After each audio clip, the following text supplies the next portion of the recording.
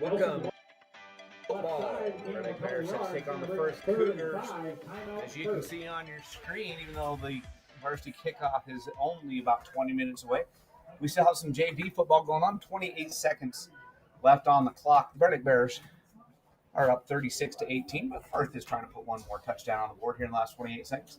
They have third down now and about 4 yards to go from the 5. So 5 yards for a touchdown, 4 yards for the first down for the Firth JV, and then the varsity game. About 20 minutes from kickoff. Bear Lake and Firth played several years in a row for a long time. These two teams became pretty good rivalry. If you recall, the state championship Bear Lake won 3 years ago was against these Firth Cougars. That was the end of the 22-23 season. During the 23-24 season, they played again. Bear Lake won that one 14-13.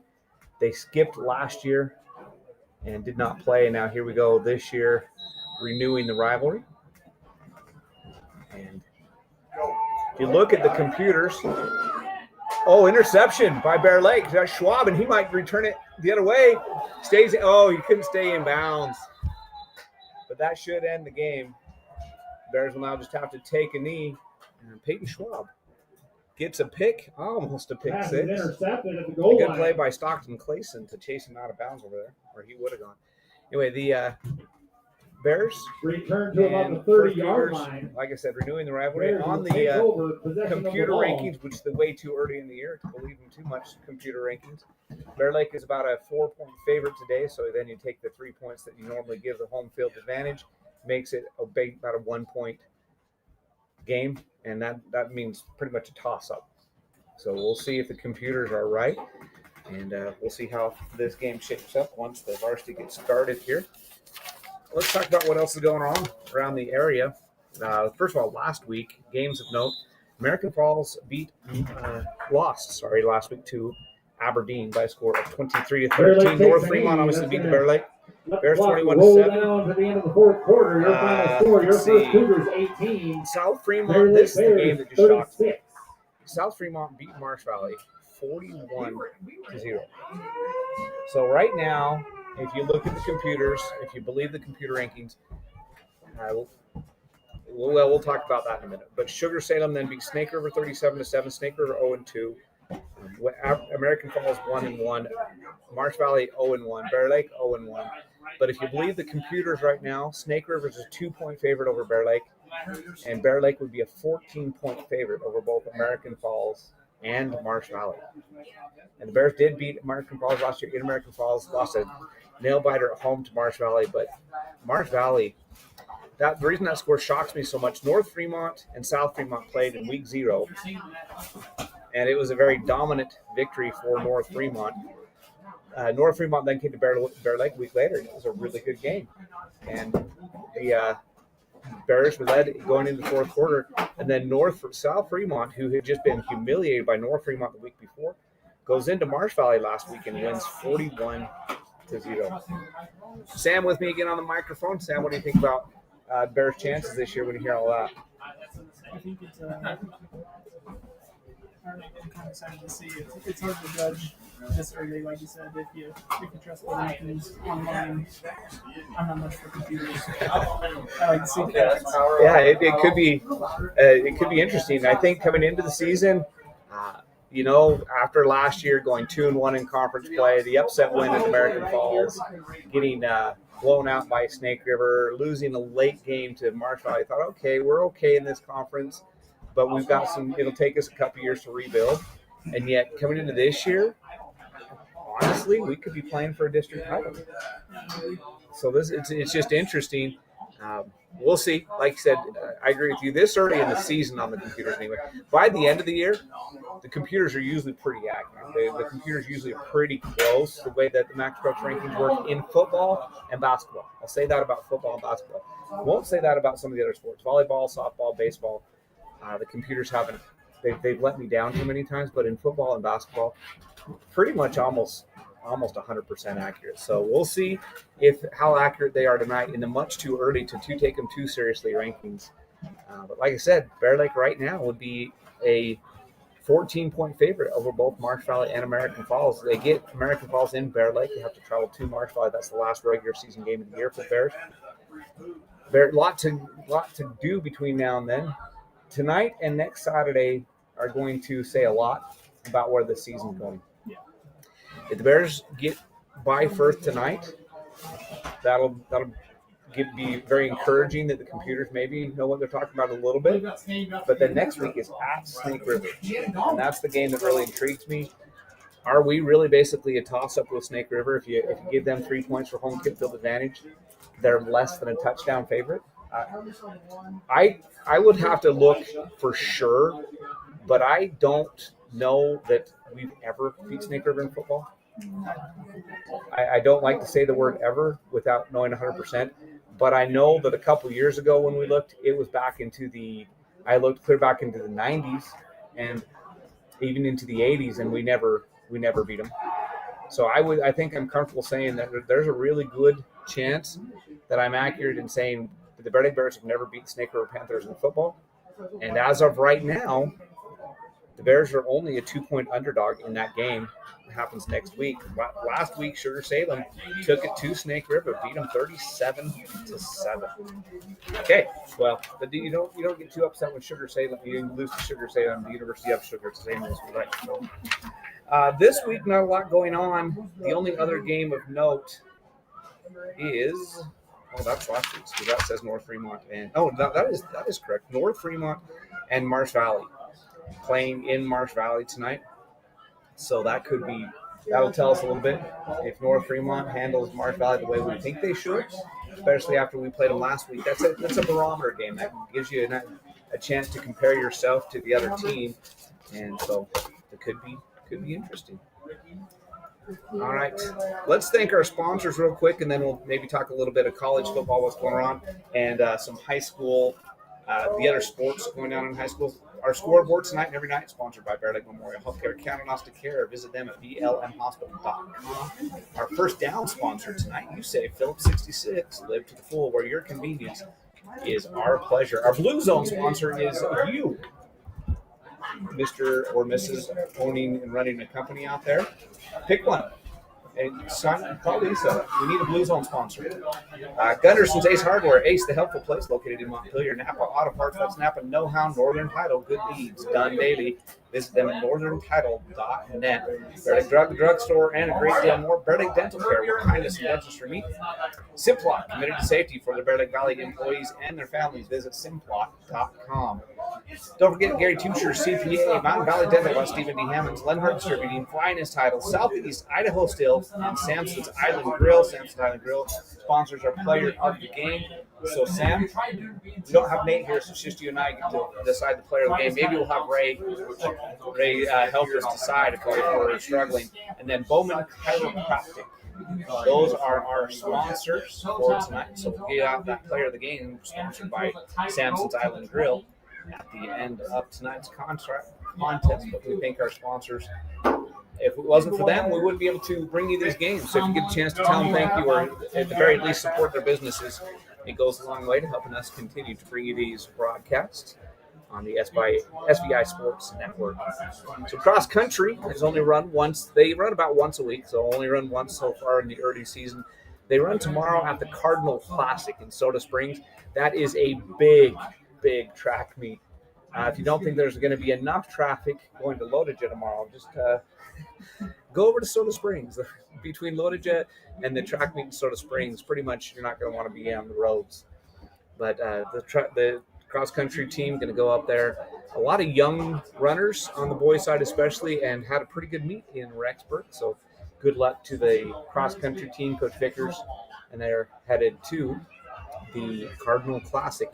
One of the biggest cross-country meets in the state of Idaho, happening tomorrow in Soda. The volleyball team right now is in Evanston. They're playing in a tournament called Border Wars. There's teams from Idaho, Utah, and Wyoming all meeting in Evanston. So Border Wars going on. So far, the Bears have played, that I have reports on, they played 2 matches, and they have won both matches in straight sets. We'll keep you updated there as the night goes on if I get any more updates. But so far, we Yeah, we were 6-6. We played 3 matches and won in straight sets. Earlier in the day, they beat Lander, they beat Kelly Walsh, and they beat Rock Springs. So 3 for 3 today for the varsity over in Evanston at Border Wars. They'll play again tomorrow. They have 3 or 4 more. I think they may have 1 more set match tonight, and then they have 3 matches tomorrow. So good luck to the volleyball team, defending state champions, and they're off to a great start. They're young. I watched them play in the lab the other night. There are 4 at one point in a varsity match, in a very closely contested varsity match. There were 4 sophomores on the court, and that says a lot. I think there's only 2 seniors on this year's team. The defending state champs only have 2 seniors, and they're good. They're really good, so they're fun to watch. Very. And we have a home match. If you want to see them in person, we have a home match coming up on Thursday night, as the Marsh Valley Eagles will come to Bear Lake. First home volleyball match of the season. Come out and see the new gym. If you didn't see the new gym floor for the volleyball scrimmage that they hosted a couple weeks ago, come out to the gym on Thursday night, watch them play volleyball, see the new floor. It's a fantastic team to watch. Beautiful new paint job and new lighting in the gym, and it's worth coming out for and supporting the Lady Bears. So let's talk some more. Let's talk college football for a minute. And I know I have some notes here, so at least wrote them down if I can't find them. She's not.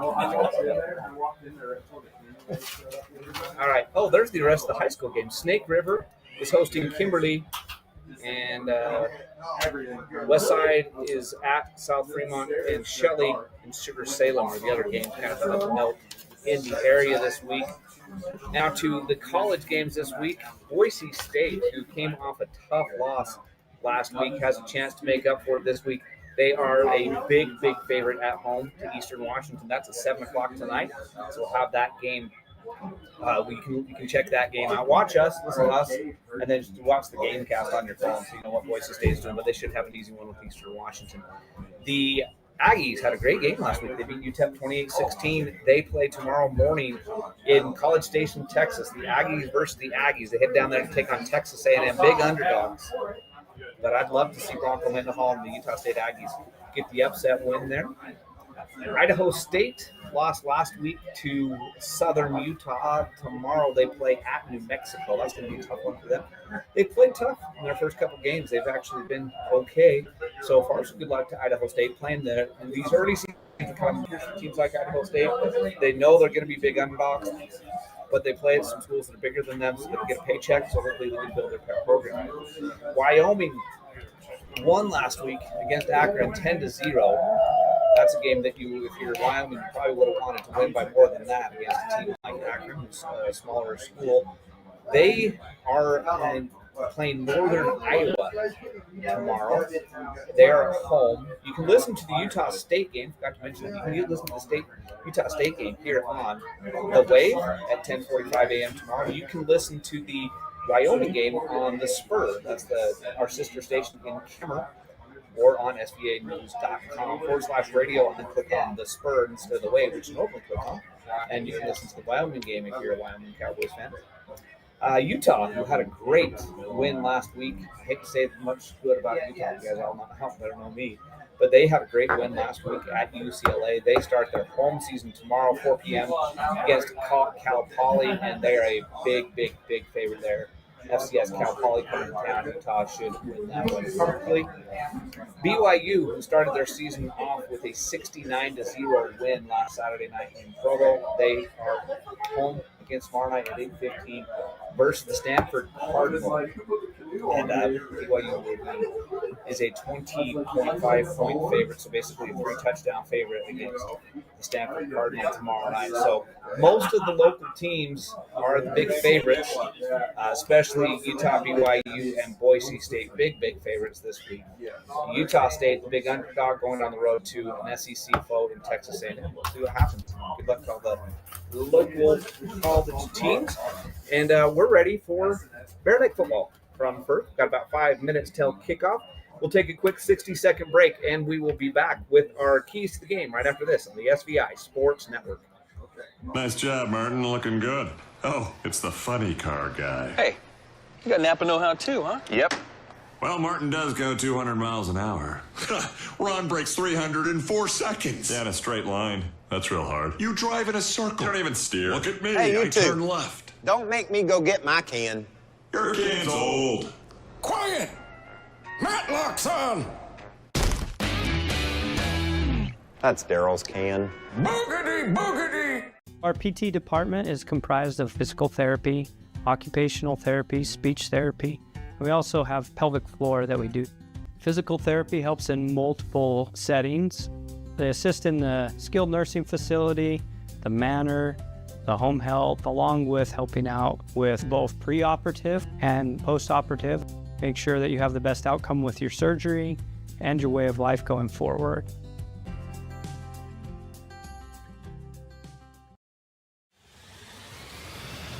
This is live coverage of local high school sports on SVI Media and the SVI Sports Network. All right, back to Firth High School, home of the Firth Cougars for Bear Lake football. Bear Lake Bears set to take on the Firth Cougars.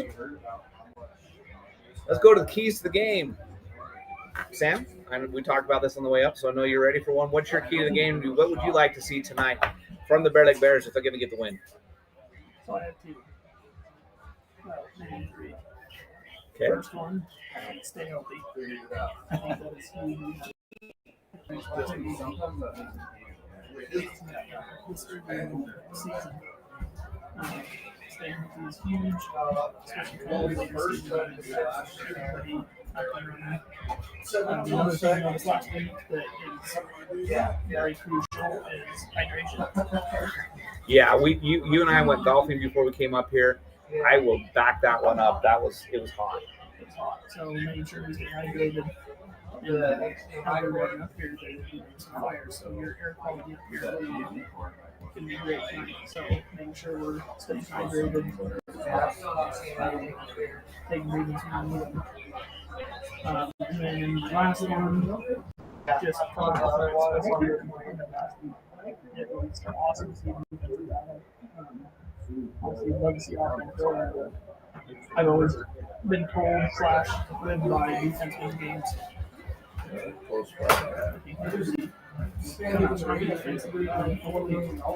Drop a couple points and we'll be right there. Okay, we're going to go with Nate's keys to the game. Nate texted in. Nate trying to be a big boy, get married, move on with life instead of, hanging out with us doing football games. So he's not here tonight. But he said that what he wants to see is some of the first game bumps, first game jitters. He wants to see those smoothed out tonight, as the team has a lot of potential, and if they can smooth out some of those bumps, they could do a lot this year, much improved. He wants to limit turnovers and extend offensive possessions. He says if they can do that, they should win the game tonight, and I agree. And my key to the game is going to be what Coach wanted to see last week, physicality. Want the Bears to come out and play physical, both sides of the ball. Don't get out physical. If you can be the one delivering the hit instead of the one taking the hit, goes a long ways. So the key to the game for me is going to be physicality. Both sides of the ball, get after it. Firth plays an offense kind of similar to what we saw last week in North Fremont. The wing tee, where they do a lot of handoffs, a lot of runs up the middle, a lot of confusion in the backfield. It's all about timing. If the front especially can be physical, especially the defensive front, if you can get in the backfield, disrupt the timing, it can slow this offense down in a hurry. So that's what I want to see, is the defensive line be physical, disrupt that offense, and then extend drives, like you said, and like what Nate said. So that's going to be our keys to the game. That's another sponsor opportunity, sponsoring our keys to the game. And I know some of you are thinking, I hear what you guys say. Do we really want to sponsor that? But I'd love it if you would. But there's our keys to the game. Firth Cougars, Bear Lake Bears.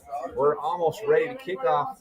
It's a hot and humid Friday night up here in Firth. It looks like it's dark already because, as you said, the air quality is not great.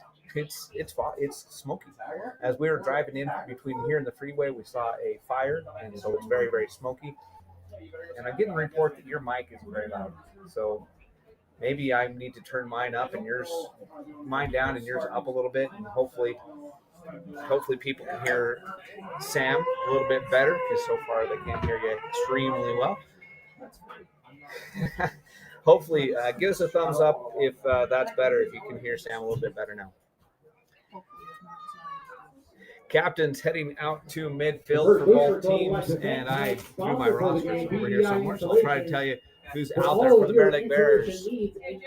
Coming out, it's Caden Anderson, Caleb Wiscombe,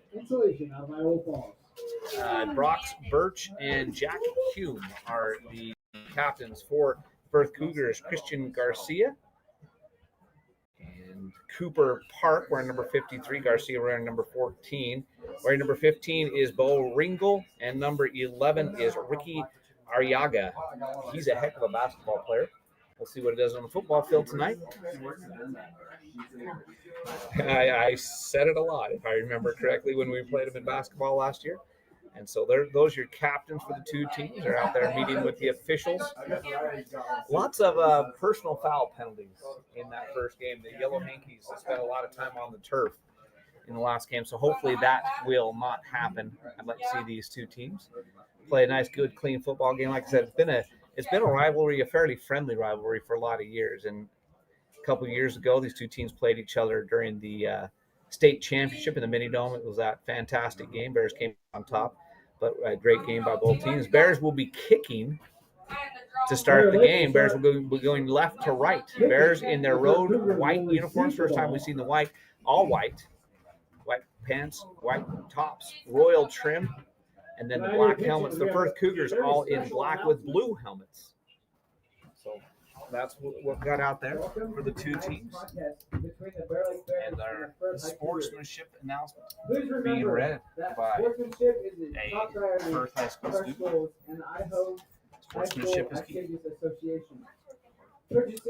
they're talking about sportsmanship right now. So we're looking for a good physical game. These two teams both looking to get their season, getting their first win of the season.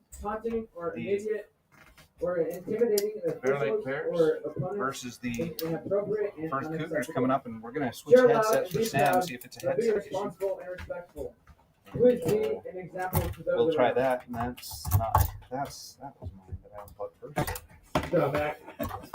Okay, so we're going to switch headsets real quick on Sam, see if it's a headset. I don't think his mic's not on mute. We'll lead you in the Pledge of Allegiance. Okay, we're going to have the Pledge of Allegiance. I pledge allegiance to the flag of the United States of America and to the republic for which it stands, one nation, under God, indivisible, with liberty and justice for all. Okay, Pledge Allegiance has been said. The coin toss has happened. We're ready for football.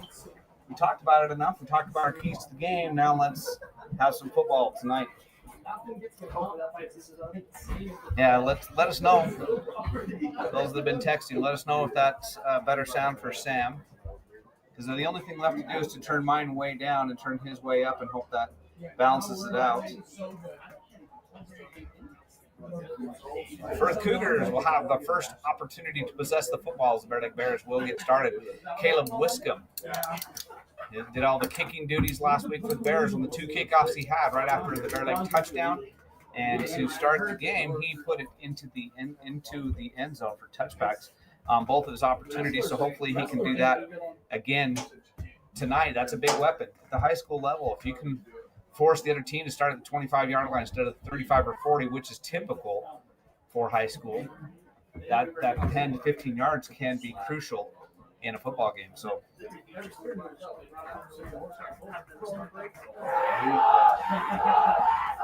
here we go. Both teams out on the field. Well, now taking the field. Let's see. Back deep, looks like it's going to be Arriaga, number 11, and number 12, Vasquez. We've said that name a whole lot over the years. Rigo Vasquez is the head coach, and it is Grant Vasquez back deep along with Arriaga to return this kick. Caleb Wiscombe set to tee it up. I like these road uniforms already. Y'all white looks good. It's a clean look with those black helmets They're not all brand new helmets this year. They just repainted them. You got to recondition them every couple of years anyway, and during the reconditioning process, part of it is repainting. So this year they decided to repaint them all and go to black. It looks good, and we're ready. Wiscombe gets a good foot into it. It's deep. It's going to bounce at about the 20. It's going to be taken by Arriaga, and he is going to be brought down. Nope, he's still on his feet. Breaks some tackles. Gets out across the 45 to the 30. Nice return for the Cougars. Breaks a couple of tackles. Takes it up to the 36-yard line. And that's where your Firth Cougars will take over 1st and 10.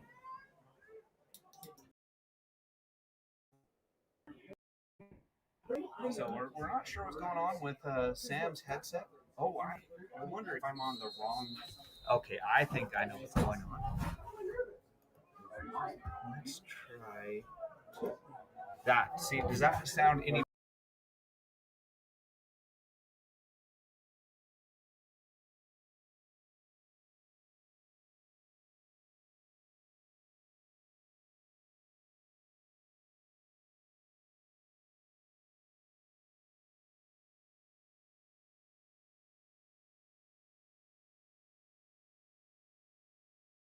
Bear Lake Drug in Montpelier is your full-service pharmacy, including prescription refills and medications. Bear Lake Drug also offers services such as rapid strep test, rapid influenza test, and medication synchronization. Ask your pharmacist for more details at Bear Lake Drug on Washington Street in Montpelier. Visit BearLakeDrugID.com. That's BearLakeDrugID.com. It's your local drugstore and a whole lot more. Bear Lake Drug.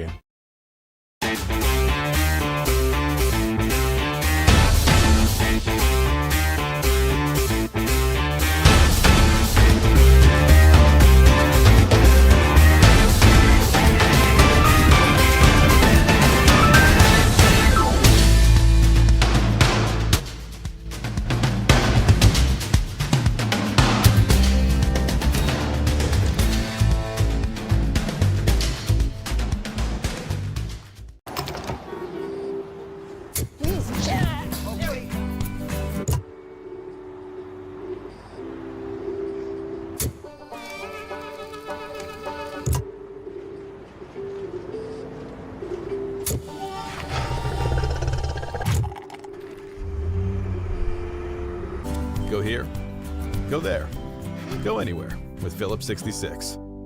Live to the full with You Save Phillips 66, where your convenience is our pleasure. Here at Bear Lake Memorial Hospital, we have the honor of having a great radiology team. They've been recognized at the state level of being the best in their field. In our radiology department, we are able to provide MRIs, CT scans, x-rays, mammograms, ultrasound, echocardiograms, nuclear medicine, and DEXA scans.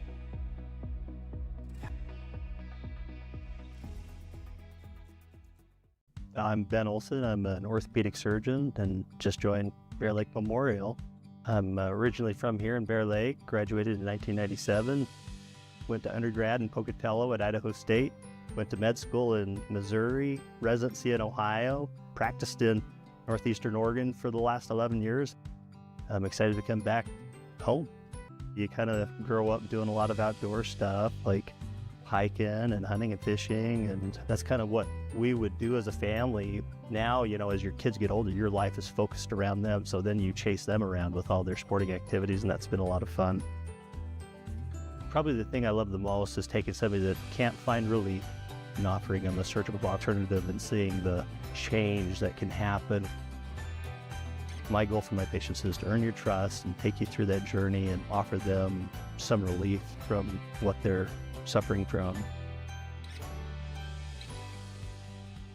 Bear Lake Dental in Montpelier is where kindness and dentistry meet. Our friendly, talented team have years of experience in providing compassionate service and high-quality dental care. Dr. Micah Himmerick, Dr. Monty Weston, and a full staff of dental experts are here to help you create a new smile. Visit Bear Lake Dental at 215 South 4th Street in Montpelier, online at bearlakedental.com, or give us a call at 208-847-0153. Bear Lake Dental, creating happy, beautiful smiles. Hi, I'm Dr. Reynolds. I work here at Bear Lake Memorial Hospital. I'm a family physician trained in rural family medicine, and then I also do sports medicine. I grew up in Provo, Utah, played football at BYU, medical school at the University of Utah, then did my residency at the Family Medicine Residency of Idaho, and then after residency came here. I love the beauty, the place geographically here. I love the people, and I love that there's a certain type of get-it-done person that lives here and thrives here. Really any sports me and my family love. Jet skiing, being on the lake, ATVs, power sports, that kind of stuff. I think what I want you to know more than anything else is that I'm here for you, that I take that duty to you very seriously, and I want to provide you with the information or the guidelines that you need to make a good decision, and that I have your best interest at heart.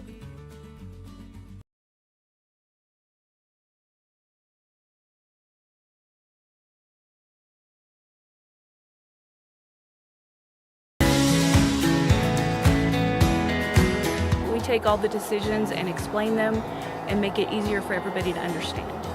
We bring a uniqueness to it, and we try to make sure everything is positive and happy and people have a good experience.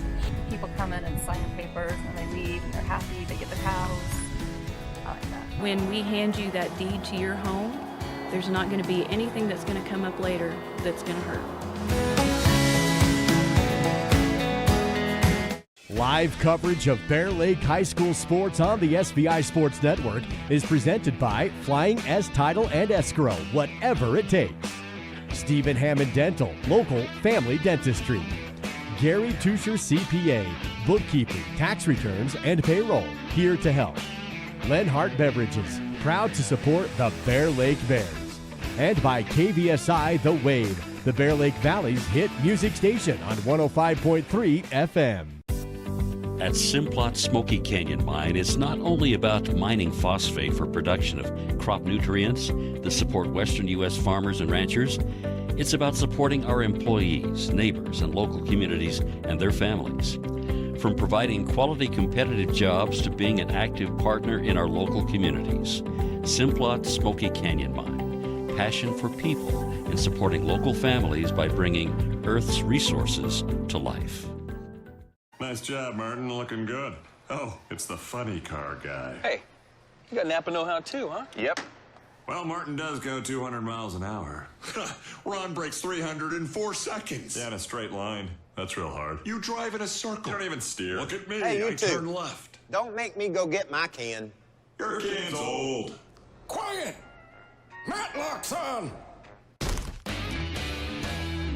That's Daryl's can. Boogity, boogity! Our PT department is comprised of physical therapy, occupational therapy, speech therapy. We also have pelvic floor that we do. Physical therapy helps in multiple settings. They assist in the skilled nursing facility, the manor, the home health, along with helping out with both preoperative and postoperative. Make sure that you have the best outcome with your surgery and your way of life going forward. Bear Lake Drug in Montpelier is your full-service pharmacy, including prescription refills and medications. Bear Lake Drug also offers services such as rapid strep test, rapid influenza test, and medication synchronization. Ask your pharmacist for more details at Bear Lake Drug on Washington Street in Montpelier. Visit BearLakeDrugID.com. That's BearLakeDrugID.com. It's your local drugstore and a whole lot more. Bear Lake Drug.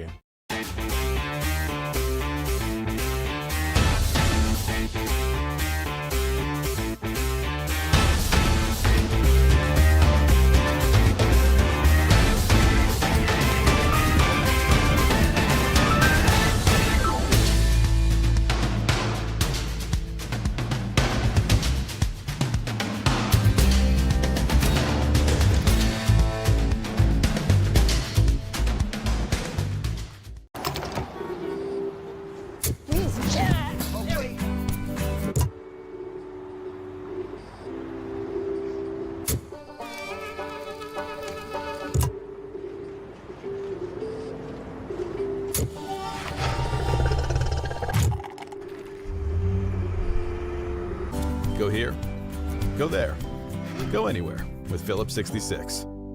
Live to the full with You Save Phillips 66, where your convenience is our pleasure. Here at Bear Lake Memorial Hospital, we have the honor of having a great radiology team. They've been recognized at the state level of being the best in their field.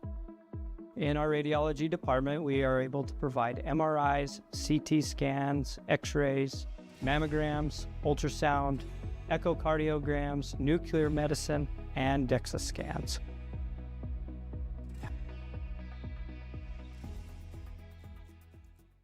I'm Ben Olson. I'm an orthopedic surgeon and just joined Bear Lake Memorial.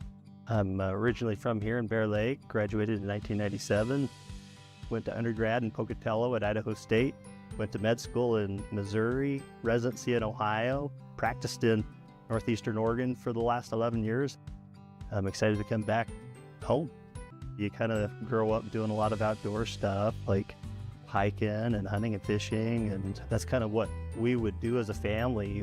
Now, you know, as your kids get older, your life is focused around them, so then you chase them around with all their sporting activities, and that's been a lot of fun. Probably the thing I love the most is taking somebody that can't find relief and offering them a surgical alternative and seeing the change that can happen.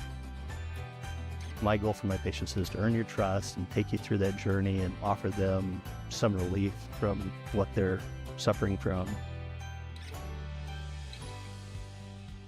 Bear Lake Dental in Montpelier is where kindness and dentistry meet. Our friendly, talented team have years of experience in providing compassionate service and high-quality dental care. Dr. Micah Himmerick, Dr. Monty Weston, and a full staff of dental experts are here to help you create a new smile. Visit Bear Lake Dental at 215 South 4th Street in Montpelier, online at bearlakedental.com, or give us a call at 208-847-0153. Bear Lake Dental, creating happy, beautiful smiles.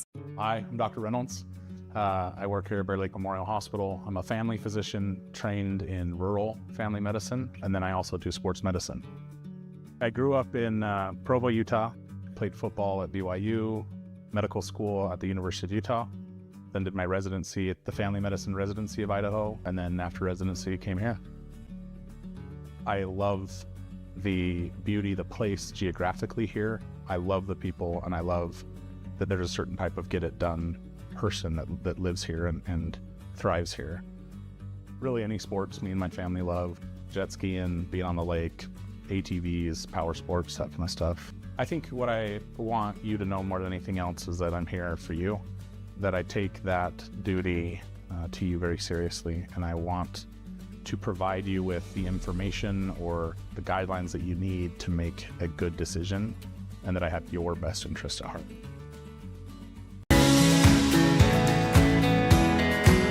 We take all the decisions and explain them and make it easier for everybody to understand. We bring a uniqueness to it, and we try to make sure everything is positive and happy and people have a good experience.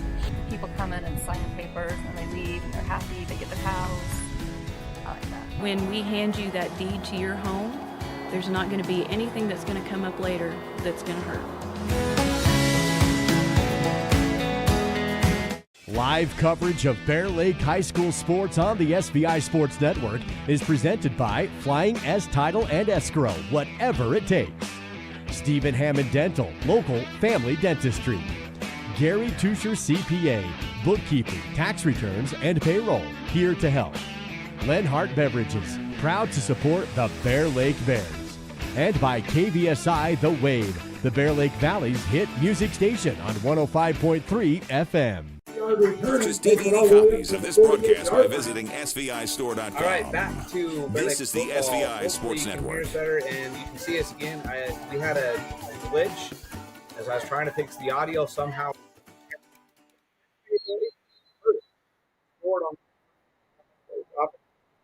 167 yards for a touchdown. After the kickoff, the Bear Lake Bears drove 61 yards. Caleb Wiscombe caught a touchdown pass and made the extra point. Firth was no good on their extra point attempt, so that gives the Bear Lake Bears the lead. And there's a fumble.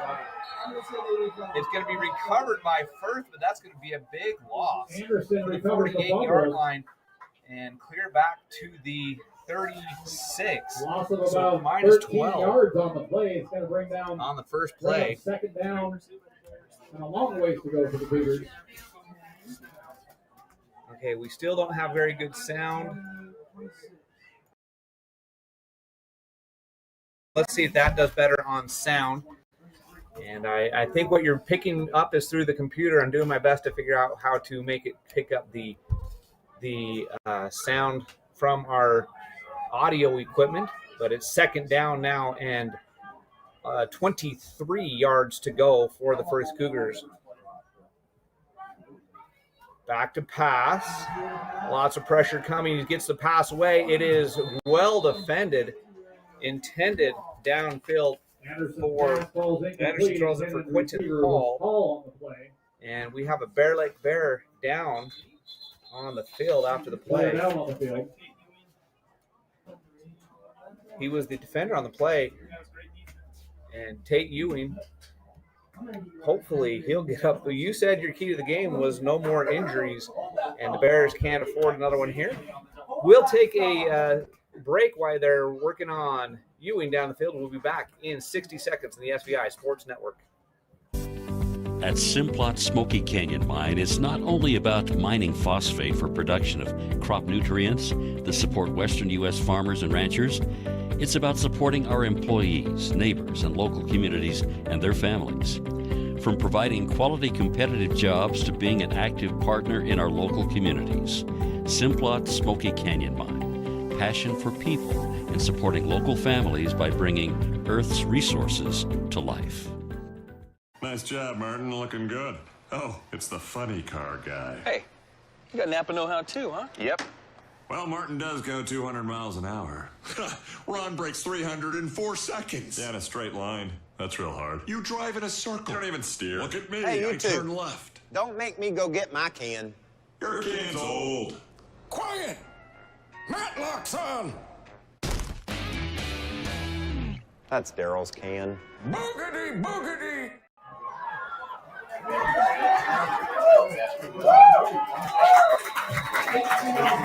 Anderson screen pass is complete to Arriaga up the middle. Arriaga takes the screen pass, third and 23, and he picks up 24 yards.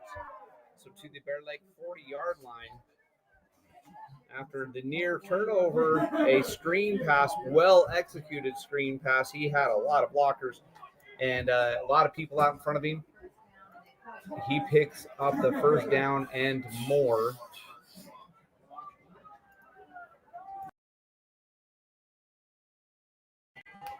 Let's see the handoff to Vasquez, and he's tackled by Anderson, but not until he gains 7.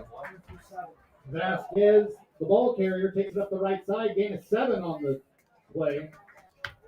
All right, no volume apparently. I'm trying to figure out which microphones are the right ones. Hopefully you can hear me now. So second down and 4, short 4 for the Firth Cougars. And here's the handoff. He's met immediately but falls forward. He's going to get just a yard short, so he picks up 3 of the 4. It'll be third down and 1. 2 yards for the Cougars. Going to be short of the line to gain. 3.5-yard gain on the play. Going to bring up third down and 1 for the Cougars. Third down and 1 for the Firth Cougars. And I'm doing my best on the microphones here. I know that what you're hearing when you hear it at all is hearing it and not through the headsets. So Sam's going to be useless. And that's going to be short of the first down. Nice tackle there by the Bear Lake Bears. Let's see, that's number 57. Oringo with the ball carrier for the Cougars. And I'm talking as loud as I can, trying to get it through the computer. Number 67. So I don't know, guys out there. I'll just turn it back to the computer. I can tell you that. So the glitching, that's me causing the glitching as I'm trying to reconnect the sound. I don't know if that's any better. But it's fourth down and a long 1 for the Firth Cougars after the stop on that last play by the Bears. Here's the play, and the handoff is going to be a first down easily for Vasquez. He needed 1, he got 3. Vasquez up the middle, nice push by the front line for the Cougars. Takes it across the line to gain, and that's First good down for a first and 10. He goes across the line to gain, down. which was the 30. He gets down to the 28. That's actually a beneficial spot for the Bears. I thought he got another yard further downfield, but it doesn't matter. Still first down either way. So it'll be first down and 10 for the Firth Cougars at the 28-yard line with the Bear Lake Bears. Bears lead at 7-6 here with 2:20 left in the first quarter. And that's a handoff, short handoff up the middle. That's number 15. And I've been working on trying to get sound instead of looking at names. Bo Ringgold Ringgold denied on up the the middle, carry. gain of 4 on the play, brought down by a host of Bears. So the Bear Lake Bears have played pretty good defense, but Firth Cougars rely on, except for the first play of the game,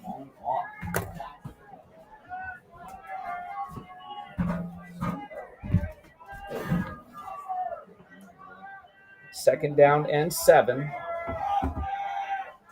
And the late pitch to Vasquez, well played by the Bears defense, but once Vasquez gets the outside, he's gone. That's going to be a 25-yard touchdown for Vasquez. To the right side, Vasquez finds the seam, takes it. Once he finds the seam, he's gone. The 26 Bears yards defended across the the goal line for a quarterback well, but the pitch man, which was Vasquez, was very open.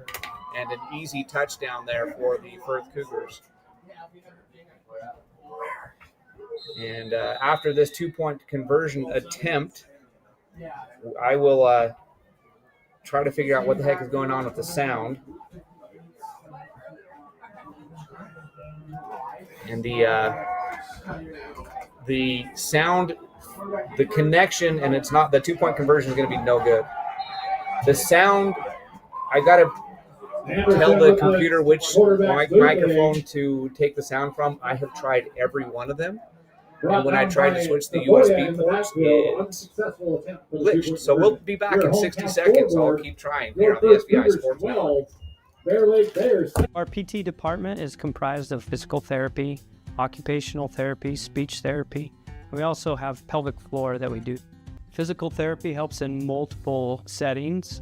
They assist in the skilled nursing facility, the manor, the home health, along with helping out with both preoperative and postoperative. Make sure that you have the best outcome with your surgery and your way of life going forward.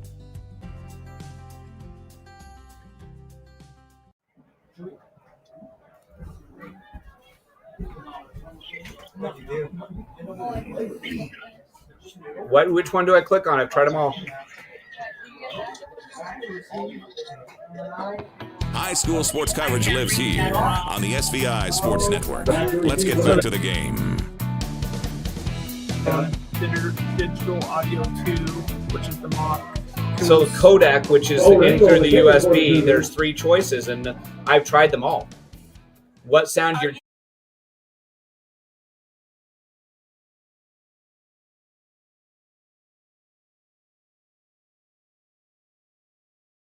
This one's the... What's the Phantom? And then in the... And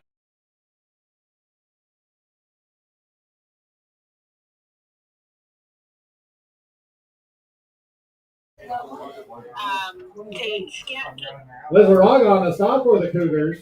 Oh my gosh. Anderson returned it up to the 35 for the Bears. It'll be first and 10 Bears with 1:15 left to go in the first which quarter. one? There's 3 of them, and I've tried them all.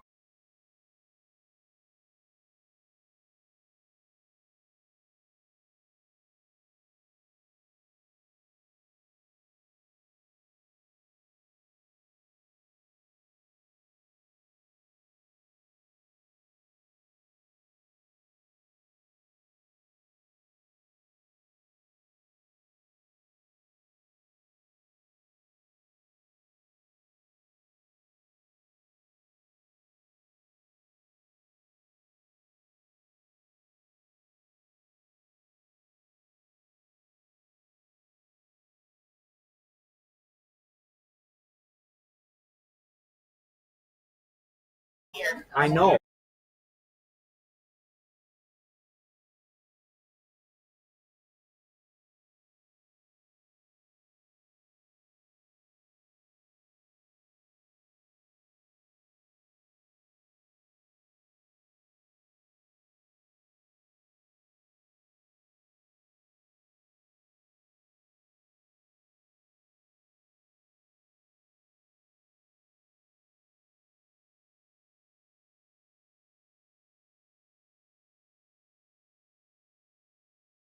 Can you hear me now?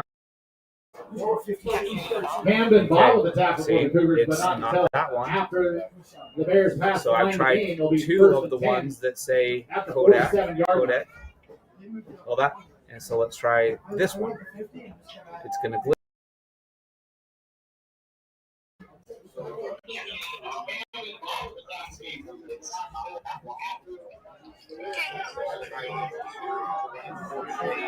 Okay. Hopefully you can hear now. Hume back to pass. He's going to go deep. He's got a man. Oh, just over Anderson's fingertips. And Holmes' pass ball's incomplete. Incomplete. Savoya, the intended receiver. Quentin Hall with the coverage for the Cougars. 2nd and 10. Is that better? Yeah, I can hear you. We'll just go with what we've got. Okay, 2nd down and 10 yards to go for the Bear Lake Bears after Hume's pass about 6 inches from a touchdown to Anderson. Man in motion is Wiscombe. Back to pass. It's a quick hitter to Anderson. He catches the screen. He's down the sideline. Going to be big yardage inside the 20, down to the 15-yard line. Just over the fingertips of the defender. And Anderson takes it clear down to the 15-yard line. Bears started this drive at their own 35. They're already down to the Firth 15. Last week we had a defensive battle, 6-0 at halftime. Forced out of bounds This by week Vasquez and Ringel. 43.8 seconds left in the first quarter. It's 12-6. Ball is going to be Firth. placed at the 12-yard line Bears with 43 ticks left to go here in the first first down quarter. and 10 at the Firth 12. A chance to retake the lead. A touchdown here would put them up by 1. Touchdown and 2-point conversion puts them up by 3. In the JV game, the 2-point conversions became very big. At one point, the Bears had scored one more touchdown than the Cougars, but because their conversions on the 2-point attempts, and Bears lucky Fumble on the there. play. Home falls on for the Bears. Hume and Wiscombe on the handoff exchange, it didn't go well. I think it was an RPO, and Hume tried to pull it back out of Wiscombe's belly. The ball popped in the air. Hume Loss falls of on about it. 3 on the play. It's a He's going loss to bring of up 3. 2nd down and 15 for the Bears. 2nd down and 15. 2nd down and 12 at the 15. They can get a first down without getting a touchdown. They got to get down to the 2-yard line. There's 24 seconds left here in the first quarter. Bears probably going to run one more play here. And we'll have, it looks like Alleman in the backfield. Wiscombe and Birch are the 2 receivers in the slot. It's a delay handoff to Alleman, and there's going to be a penalty, and it went nowhere. It's a loss of yardage. For the Bears. There's a penalty flag The on the first play. quarter comes to an end. I think the penalty is going to be on the Bears. I think it's going to be a holding penalty. We'll see. Bodden on the tackle for the That's Cougars. going to end the first quarter. As soon as the penalty, we find out what the penalty is, we'll take a break. It's going to be a loss of 4, so it'll be 3rd down and 17. And it looks like they're talking to the Firth coach to see what the penalty is. I think it's going to be holding.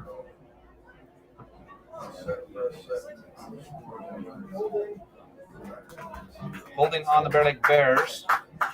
Penalties decline. So when we start the second Holding quarter, is the call it'll be 3rd down against the and Bears. long Penalty is against the the call.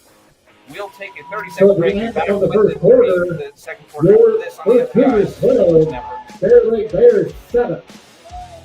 Bear Lake Drug in Montpelier is your full-service pharmacy, including prescription refills and medications. Bear Lake Drug also offers services such as rapid strep test, rapid influenza test, and medication synchronization. Ask your pharmacist for more details at Bear Lake Drug on Washington Street in Montpelier. Visit BearLakeDrugID.com. That's BearLakeDrugID.com. It's your local drugstore and a whole lot more. Bear Lake Drug. Find local scores from around the region after the game at SVInews.com. This is the SVI Sports Network. I don't think Chan's microphone's working at all. I still have no idea what's going on. I tried every single audio setting on this computer, and none of them seem to want to work. So let's try for a glitch.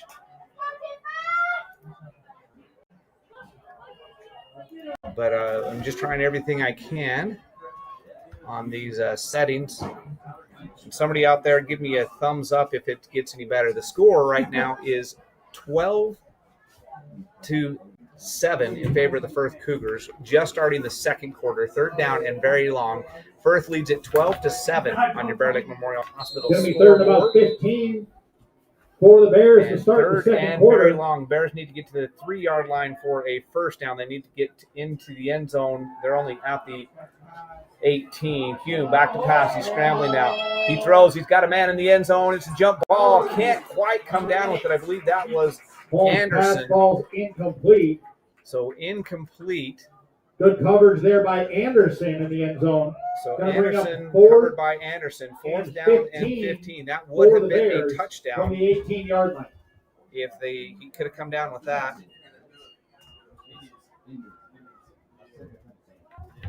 So fourth down and long. You're out of field goal range.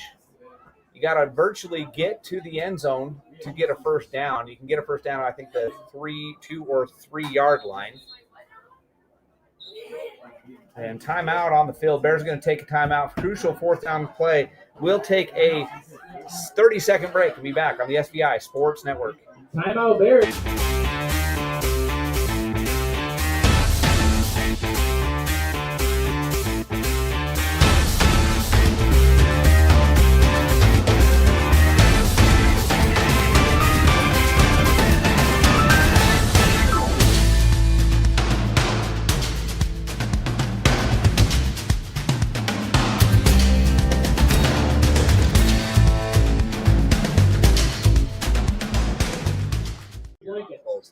Your home for the Bear Lake Bears. This is SVI 4 and the Wave, all part of the SVI Sports Network. Quarter, Bears facing a fourth down and long. From the 12-yard line, they need to get, well, they're out of the team. They need to get to the 2 for a first down. So fourth down and about 17 yards to go for first down, 18 yards to go for the touchdown. Trail it 12-7 in the very early going here in the second quarter. Wiscombe has a touchdown reception already. Vasquez with 2 long touchdown runs. And that's how we got here. It was 6-0 at the end of the first quarter last week against Moore Fremont. 12-. Oh, Bears are going to go for a field goal attempt. So this is a 35-yard attempt. They're putting the ball down at the 25-yard line. Wiscombe will attempt a field goal. Bear Lake sets up for the field goal. 35-yard attempt. Make the attempt. score 12-10 if he gets this. Here's the snap. Hold is good. Kick is up. Looked good. Oh no, it must have been wide left. I couldn't see from Ball goes wide left. Field goal attempt is no good. Your first Cougars will take over on get down. the distance At the 18-yard line with 11:51 left to go here in the first half. And Bears drive from the 35, their own 35 down to the first 11-yard line, and then missed the field goal. Bears defense has yet to hold. Vasquez has 2 long touchdown runs already, a 67-yarder and a 25-yarder for Firth. So the Bears looking to get a defensive stop. They've got the Firth back at their starting at the 20-yard line for third possession of the game. And they just run that wing T offense. Everybody bunches up in the backfield. And the give is to Ringel, I think. Or is it Ariaga? No, it's Ringel, number 15. Ringel with the ball carrier takes up the right side. Gain of 5 yards. Brought down by number 18, From the Wiscombe 20, of the Bears. just across Gonna the bring up 25. second down and 5. Yard. So From the second down and a 25-yard line. long 4, short 5 for the Firth Cougars as the ball is just barely across that 25-yard line. And I hope the sound is a little bit better now. I don't know if we got things hooked up correctly. This is our first time doing it this way. We'll have to experiment with it. And here is the give to Ringel. He is immediately Farmer and number 54. Ringel, the ball carrier. Yep, No gain on the play. Cutler, Brought down the Keach, line and of Jay scrimmage. Farmer, and he loses Back maybe tackle half made by yard. number So 77, it's Jay third Farmer. down and 5 for the Firth Cougars. Bears would love to get a stop here, force a punt, get the ball back, and have a chance to retake that lead, trailing 12-7 here in the second quarter on the Bear Lake Memorial Hospital scoreboard. Bear Lake Memorial Hospital, you can count on us to care. Visit them at blmhospital.com. That's Bear Lake Memorial Healthcare, our scoreboard sponsor. You say Phillips 66 is our first down sponsor. Bears have picked up a couple of those, but I forgot to mention Phillips 66 as we were having audio difficulties at the time. Here is the third down play. And before the snap, timeout taken by the Firth Cougars. There's something going on they didn't like. We'll take a 60-second break and be back after this on the SVI Sports Network.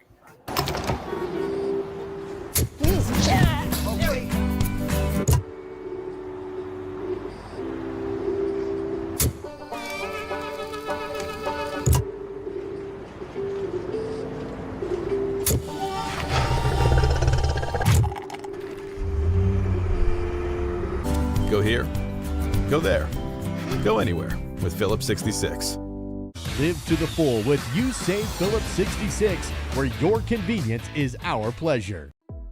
Here at Bear Lake Memorial Hospital, we have the honor of having a great radiology team. They've been recognized at the state level of being the best in their field. In our radiology department, we are able to provide MRIs, CT scans, X-rays, mammograms, ultrasound, echocardiograms, nuclear medicine, and DEXA scans.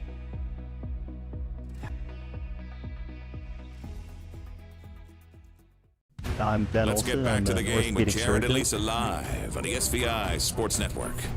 10:18 left in the second quarter. The Bears trail the Firth Cougars 12-7. Firth, third down and 5 as we come back. Big play here for the Bears defense. They'd love to get off the field and maybe get some good field position. Back to pass. He's got a man, but it's knocked down. Well defended. Caden Anderson. He's frustrated that he picked that one off. It's intended for Arriaga. So Anderson's pass is knocked down by Anderson, the quarterback for the Cougars and the defensive player for the Bears. Share the same last name, so that'll bring up a punt. And Anderson will be back deep, as well as Tafoya back deep for the Bears. The kicker is Bandy for the Cougars. The Cougars will get this away from about his own 15-yard line. Gets it away. High kick. Fair catch called for by Tafoya. He takes it at the 40. That's one he'll regret. He had a lot of running room. He caught it at the 40, and there was nobody within 10 yards of him. By number 5, but the Bears force a 3 and out and get the ball back at their own 40-yard line. So that's about where they started their first drive of the game. They started at their own 39, converted that one for a touchdown. Now they start at their own 40. Let's see what they can do with the ball on this possession. And Sam took his headset off because I don't think you can hear him anyway, so it's just me for the rest of the game. First and 10, Bears at their own 40-yard line. They trail by 5 points, 12-7. They made their extra point. The Firth Cougars did not convert their 2-point conversions. And Hume's pass is complete to Brox Birch. From the slot position, but he's a big body out there. He kind of throwing to the tight end, and he picks up 7 on the first pass.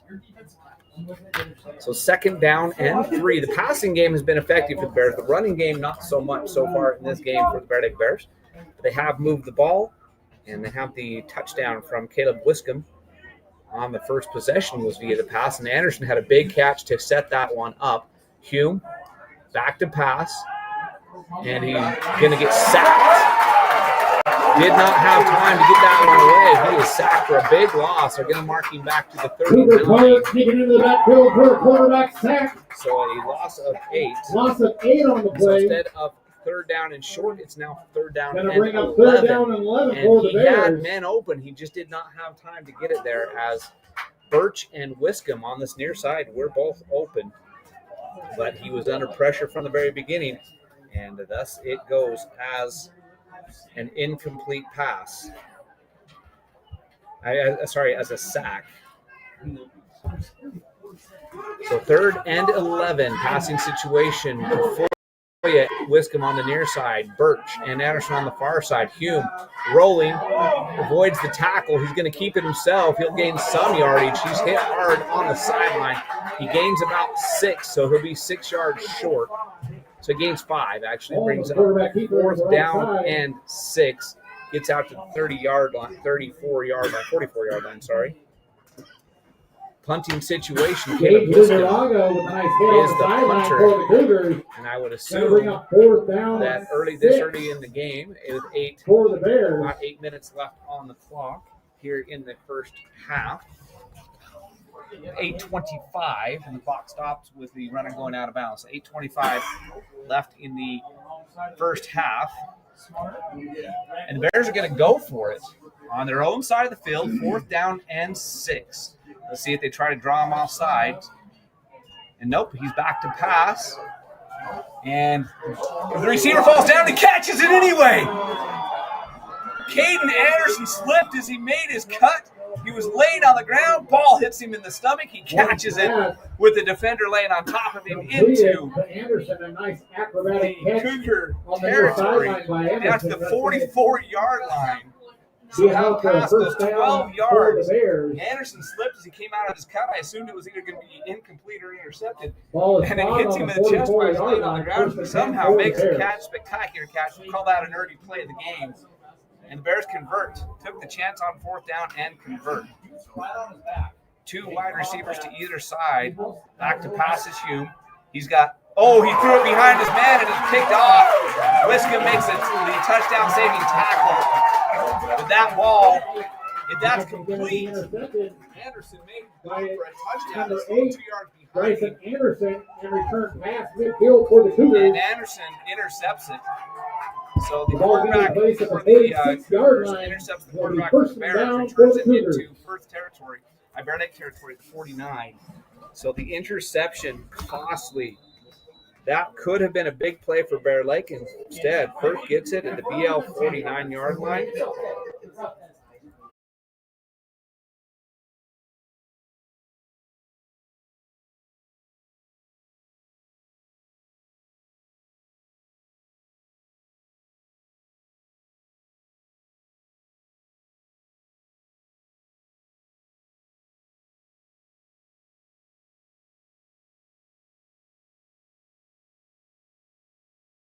I'm Ben Olson. I'm an orthopedic surgeon and just joined Bear Lake Memorial.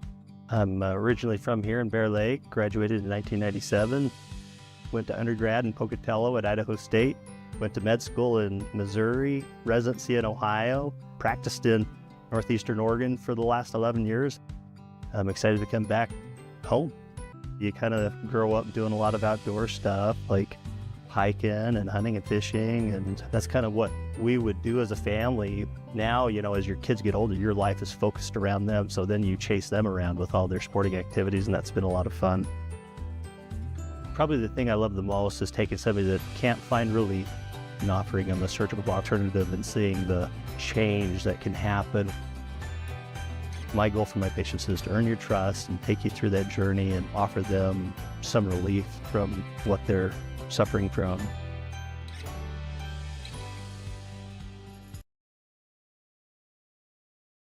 I'm Ben Olson. I'm an orthopedic surgeon and just joined Bear Lake Memorial. I'm originally from here in Bear Lake, graduated in 1997, went to undergrad in Pocatello at Idaho State, went to med school in Missouri, residency in Ohio, practiced in Northeastern Oregon for the last 11 years. I'm excited to come back home. You kind of grow up doing a lot of outdoor stuff like hiking and hunting and fishing, and that's kind of what we would do as a family. Now, as your kids get older, your life is focused around them, so then you chase them around with all their sporting activities, and that's been a lot of fun. Probably the thing I love the most is taking somebody that can't find relief and offering them a surgical alternative and seeing the change that can happen. My goal for my patients is to earn your trust and take you through that journey and offer them some relief from what they're suffering from. Bear Lake Dental in Montpelier is where kindness and dentistry meet. Our friendly, talented team have years of experience in providing compassionate service and high-quality dental care. Dr. Micah Himmerick, Dr. Monty Weston, and a full staff of dental experts are here to help you create a new smile. Visit Bear Lake Dental at 215 South 4th Street in Montpelier, online at bearlakedental.com, or give us a call at 208-847-0153. Bear Lake Dental, creating happy, beautiful smiles. Hi, I'm Dr. Reynolds. I work here at Bear Lake Memorial Hospital. I'm a family physician trained in rural family medicine, and then I also do sports medicine. I grew up in Provo, Utah, played football at BYU, medical school at the University of Utah, then did my residency at the Family Medicine Residency of Idaho, and then after residency came here. I love the beauty, the place geographically here. I love the people, and I love that there's a certain type of get-it-done person that lives here and thrives here. Really any sports me and my family love. Jet skiing, being on the lake, ATVs, power sports, that kind of stuff. I think what I want you to know more than anything else is that I'm here for you, that I take that duty to you very seriously, and I want to provide you with the information or the guidelines that you need to make a good decision, and that I have your best interest at heart.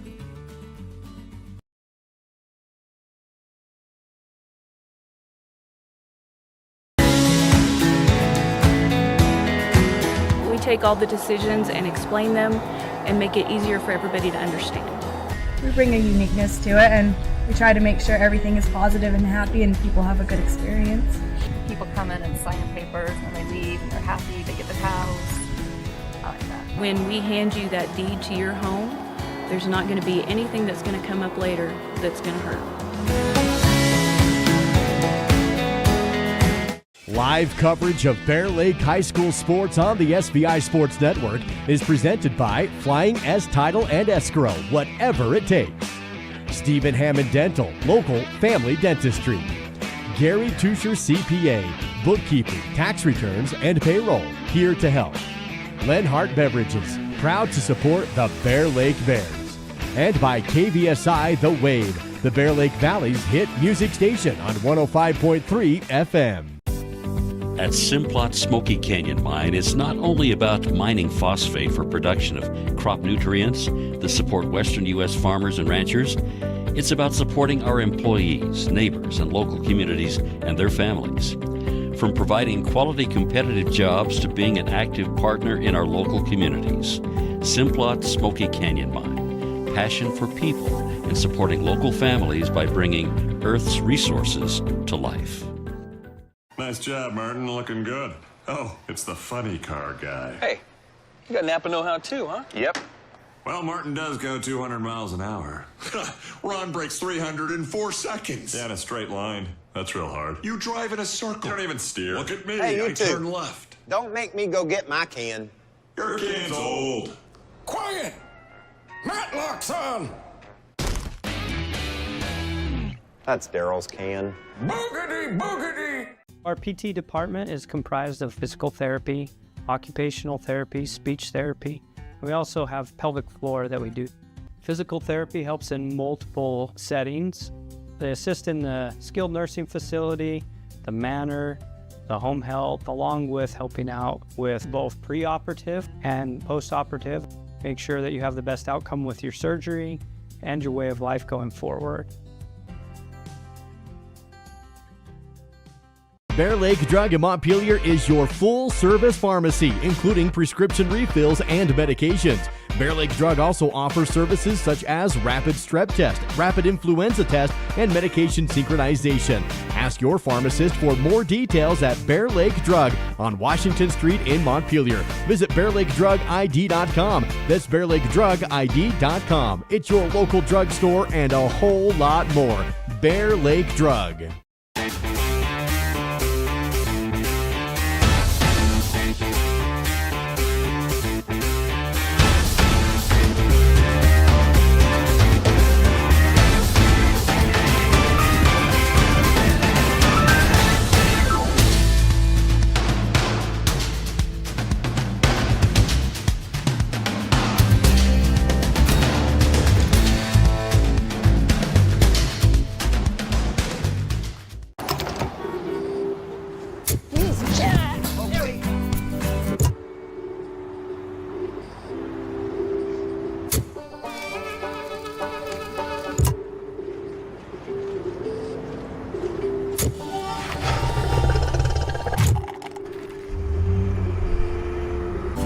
here, go there, go anywhere with Phillips 66. Live to the full with You Save Phillips 66, where your convenience is our pleasure. Here at Bear Lake Memorial Hospital, we have the honor of having a great radiology team. They've been recognized at the state level of being the best in their field. In our radiology department, we are able to provide MRIs, CT scans, X-rays, mammograms, ultrasound, echocardiograms, nuclear medicine, and DEXA scans.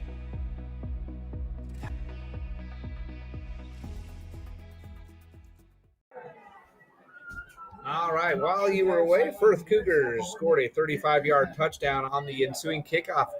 They kicked the onside kick and recovered as the Bears were unable to fall on the ball. The Cougars recovered. First play from scrimmage goes 22 yards. So the Firth Cougars set up at the Bear Lake 30. First and 10 for the Cougars at the Bear Lake 30-yard line, already leading 18-7. And the handoff goes to Vasquez. He's down the sideline, going to be knocked out at the 10-yard line.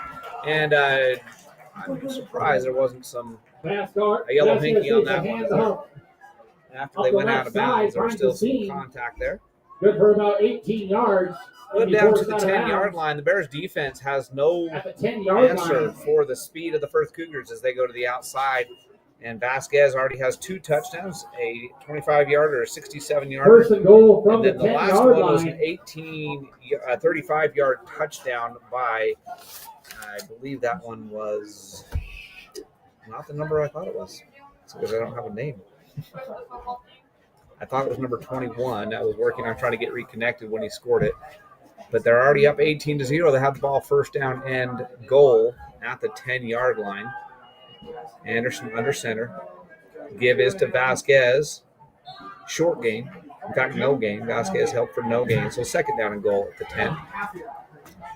The Bears do a good job at the point of attack, but if you get to the second level, Vasquez has so much speed that he is able to get into the end zone in a hurry once he gets the open field. Perkins on the tackle.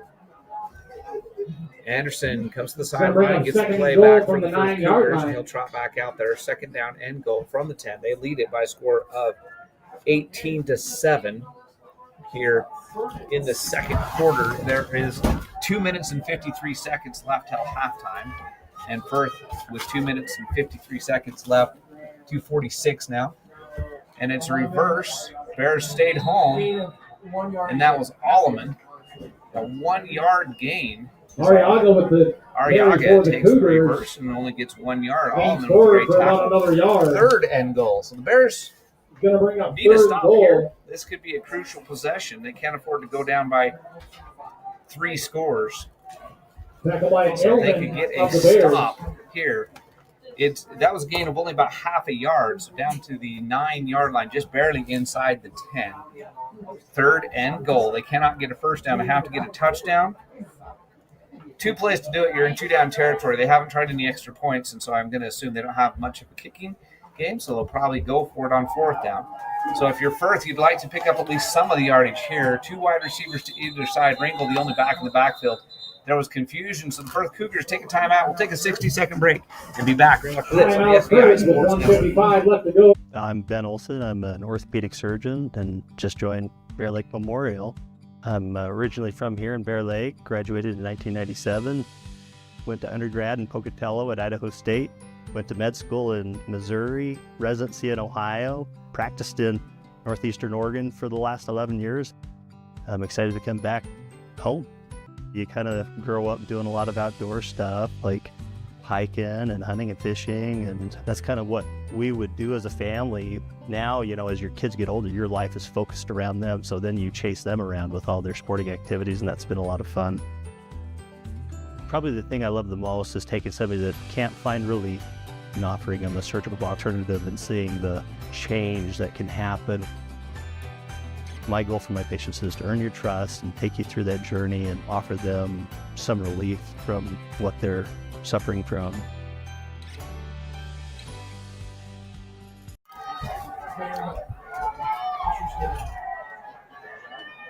Third down and goal to goal from just inside the 10-yard line for the Firth Cougars coming out of the timeout. They lead it 18-7 on your Bear Lake Memorial Healthcare scoreboard. Man in motion is Vasquez, and there is a flag down before the play. I think it's going to be an illegal motion against the Cougars. So third and goal goes from the just inside the 10 out closer to the 15-yard line. In fact, they put it almost exactly on the 15-yard line. So third down and goal becomes a little bit more difficult here. Third and goal from the 14. So let's see what the First Cougars dial up now with third and goal. Bears really need to stop here. Cougars would like to maybe put another closer to the final nail in the coffin to go up 3 scores here. Might be a lot for the Bears to overcome in this game, even though it's still just halftime, just before halftime. And the Cougars come to the line. Send a man in motion. That's Arriaga. Here's the snap. It's low. It's on the ground. He picks it up, gets the pass away. It's caught. Touchdown, Vasquez. Anderson with a scoop of loop, picks it up off the turf. Anderson could bring the snap up. He picks it up off the turf. Gets the pass away. Vasquez with the 15-yard TD catch. Catch and run by Vasquez. And that puts your score to 24 Pushes the score to 24-7 with 1:44 left to go. 1:44 left in the first half. 24-7 is the score in favor of the Firth Cougars. They are going to try an extra point this time. Bryson Jensen is Bryson Jensen that's going to attempt the kick, and it is no good. Wide to the left. So the Bears missed a field goal. The Cougars missed an extra point, but your score remains Firth 24, Bear Lake 7. We'll be back right after this on the SVI Sports Network. Bear Lake Dental in Montpelier is where kindness and dentistry meet. Our friendly, talented team have years of experience in providing compassionate service and high-quality dental care. Dr. Micah Himmerick, Dr. Monty Weston, and a full staff of dental experts are here to help you create a new smile. Visit Bear Lake Dental at 215 South 4th Street in Montpelier, online at bearlakedental.com, or give us a call at 208-847-0153. Bear Lake Dental, creating happy, beautiful smiles. Hi, I'm Dr. Reynolds. I work here at Bear Lake Memorial Hospital. I'm a family physician trained in rural family medicine, and then I also do sports medicine. I grew up in Provo, Utah, played football at BYU, medical school at the University of Utah, then did my residency at the Family Medicine Residency of Idaho, and then after residency came here. I love the beauty, the place geographically here. I love the people, and I love that there's a certain type of get-it-done person that lives here and thrives here. Really any sports me and my family love. Jet skiing, being on the lake, ATVs, power sports, that kind of stuff. I think what I want you to know more than anything else is that I'm here for you, that I take that duty to you very seriously, and I want to provide you with the information or the guidelines that you need to make a good decision, and that I have your best interest at heart.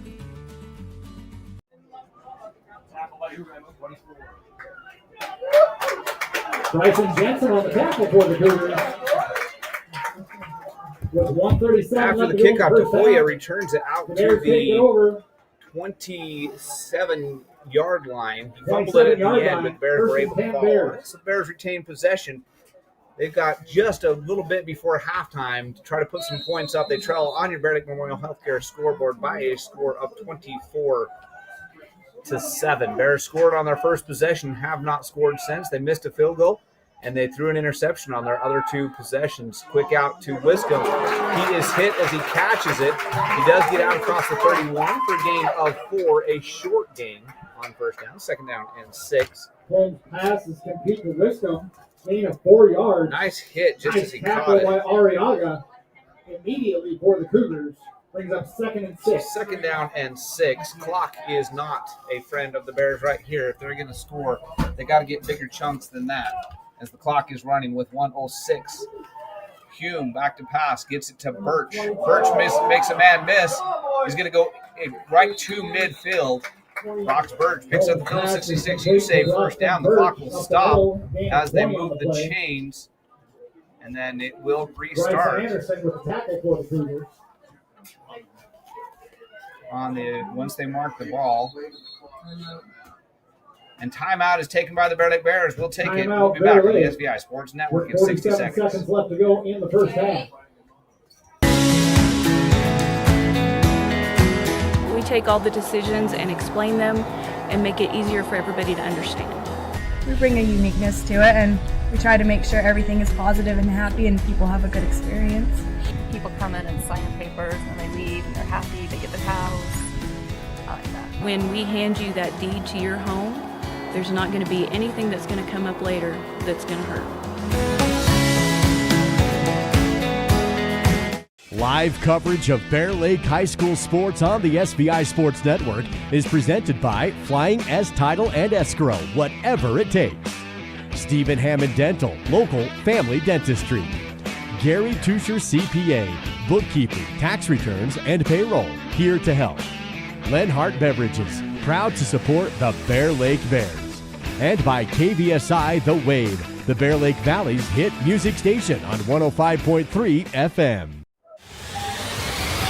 Back to more live coverage of Bear Lake football on the SVI Sports Network. For your convenience is our pleasure. Bears looking to put points on the board with 47 seconds left before half. Hume rolling out, looking, gets the ball away to Anderson. He catches it, steps out of bounds. Gain of 6. So the quick passing game, getting some yardage, he gets out of bounds and the clock stops. There are 40.5 seconds left on the clock as it stops as he gets out of bounds after the gain of 6. 44-yard line of the Firth Cougars are the Bear Lake Bears, trailing this one by a score of 24-7 if you're listening on the radio. The Bears trail the Firth Cougars. It was 7-6. Bears had the lead at one point and have not been able to score since. The Firth Cougars have scored 3 touchdowns on their last 3 possessions. Back to pass is Hume, looking. He's going deep. He's got a man. It's Tafoya. And Tafoya cut off his route, then had to start running again. If he runs through that all the way, he might have scored as that ball goes over his head into the end zone for an incomplete pass. Brings up 3rd down now. And 4. The down isn't as important as the clock, which has only got 34.2 ticks on it. 34 seconds left. 3rd and 4. Obviously, you got to pick up the first down. But you can't afford to run it. You got to throw it because you got to either have an incomplete pass or a first down to stop the clock or get out of bounds. You can't afford to go down in the open field. Bears back to pass, throwing. He's got Birch open. He's got it. He's inside the 10 and the 15 down to the 10-yard line. Brock's Birch with a great pass. He's a big body out there, big target. And that clock is down to 28 seconds. The Bears will have to hurry up to the line. And the officials are going to rewind the clock. Bears come to the line with the clock ticking down at the 10-yard line. Down to 20 seconds. Here's the snap. Back to pass. He's rolling. And he's just going to go out of bounds right at the 10. That'll stop the clock with 11 seconds.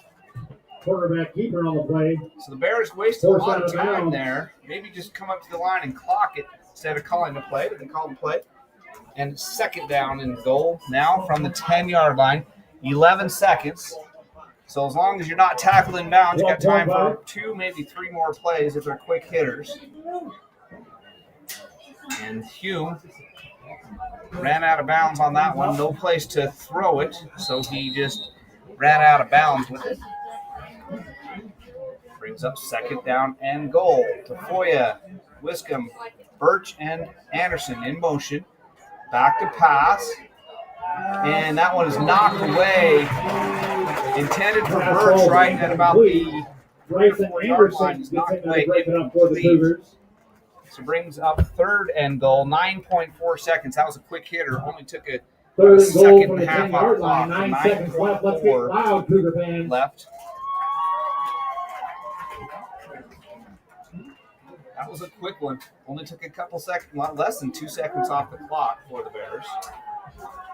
I believe Anderson was the intended receiver. Hume brings the play in for the sideline. The Bears would like to put up points here going into halftime if they could cut this lead. Not quite in half, but cut into this lead. would go a long way to get back in this game. Hume back to pass. He's looking now. He's right. He tries to jump, doesn't get in the end zone, and he's going to stop short. Timeout taken. Quarterback keeper up the middle. 1.5 seconds left. He gets down to the Home gains 2-yard about line. 7 yards on the play. Nice open field tackle by Ringo. 7. Ringo saved the touchdown there. Hume tried to go over the top of him. It's going to be 4th and goal from the 4-yard line. And timeout is taken Timeout taken by Bear Lake 30 seconds. with 1.5 seconds left to go in the half. At Simplot Smoky Canyon Mine, it's not only about mining phosphate for production of crop nutrients that support western U.S. farmers and ranchers. It's about supporting our employees, neighbors, and local communities and their families. From providing quality competitive jobs to being an active partner in our local communities. Simplot Smoky Canyon Mine. Passion for people and supporting local families by bringing Earth's resources to life.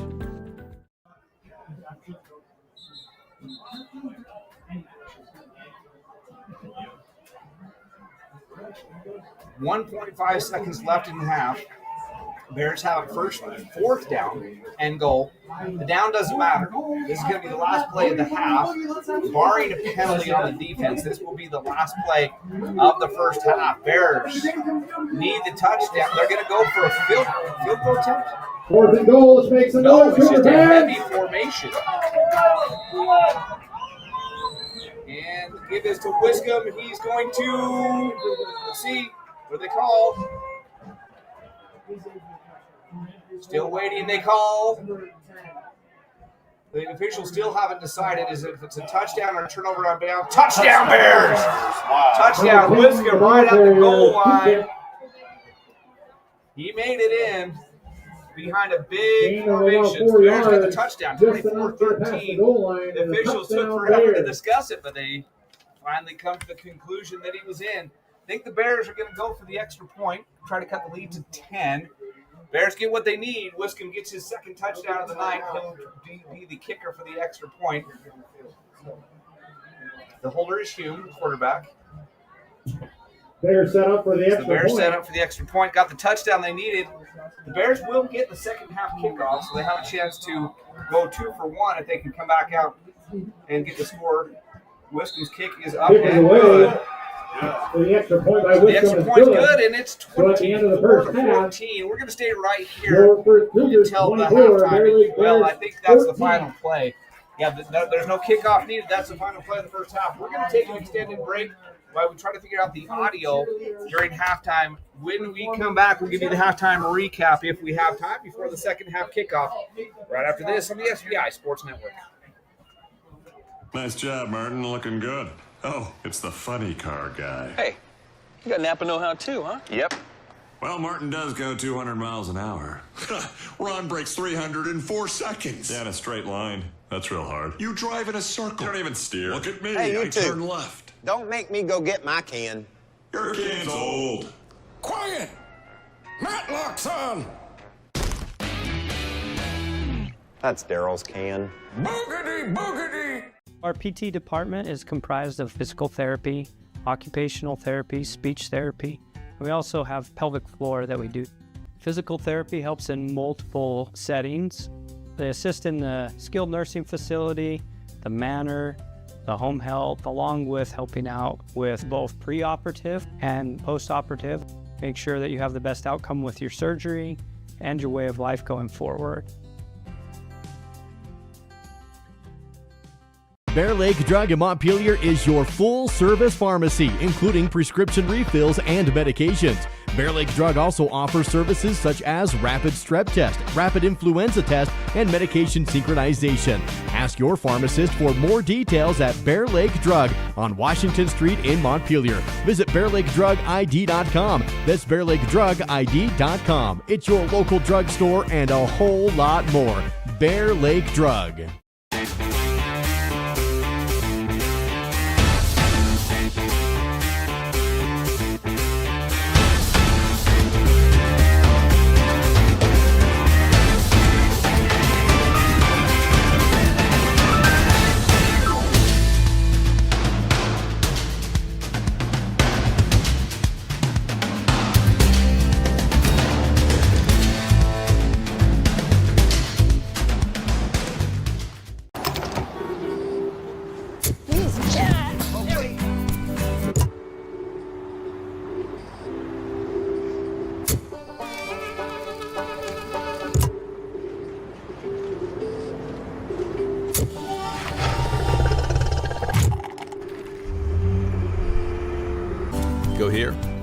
Go there.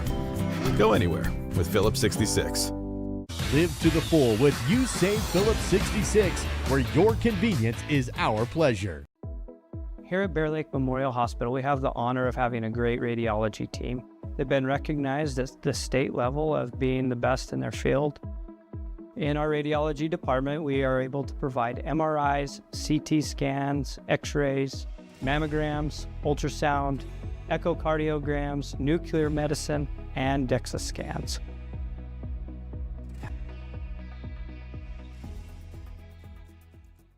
I'm Ben Olson. I'm an orthopedic surgeon and just joined Bear Lake Memorial.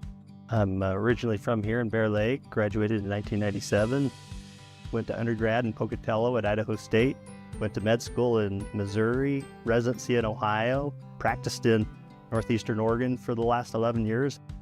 I'm excited to come back home. You kind of grow up doing a lot of outdoor stuff like hiking and hunting and fishing, and that's kind of what we would do as a family. Now, you know, as your kids get older, your life is focused around them, so then you chase them around with all their sporting activities, and that's been a lot of fun. Probably the thing I love the most is taking somebody that can't find relief and offering them a surgical alternative and seeing the change that can happen. My goal for my patients is to earn your trust and take you through that journey and offer them some relief from what they're suffering from.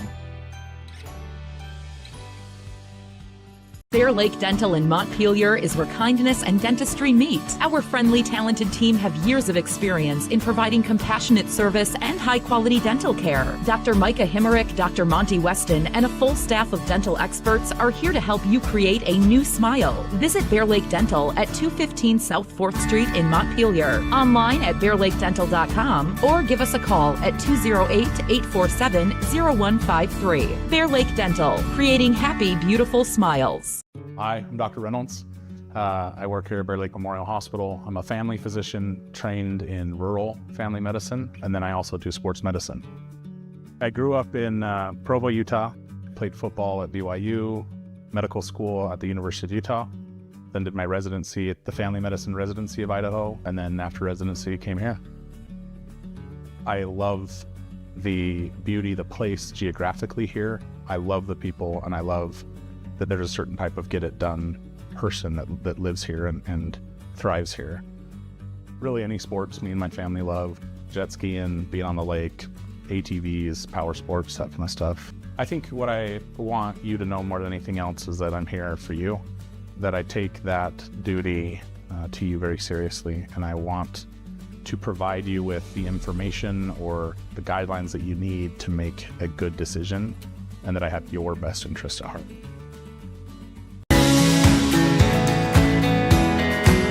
We take all the decisions and explain them and make it easier for everybody to understand.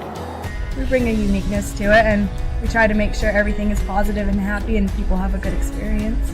People come in and sign papers and they leave and they're happy, they get their house. I like that. When we hand you that deed to your home, there's not going to be anything that's going to come up later that's going to hurt. Live coverage of Bear Lake High School sports on the SVI Sports Network is presented by Flying S Title and Escrow, whatever it takes. Stephen Hammond Dental, local family dentistry. Gary Tusher CPA, bookkeeping, tax returns, and payroll, here to help. Lenhart Beverages, proud to support the Bear Lake Bears.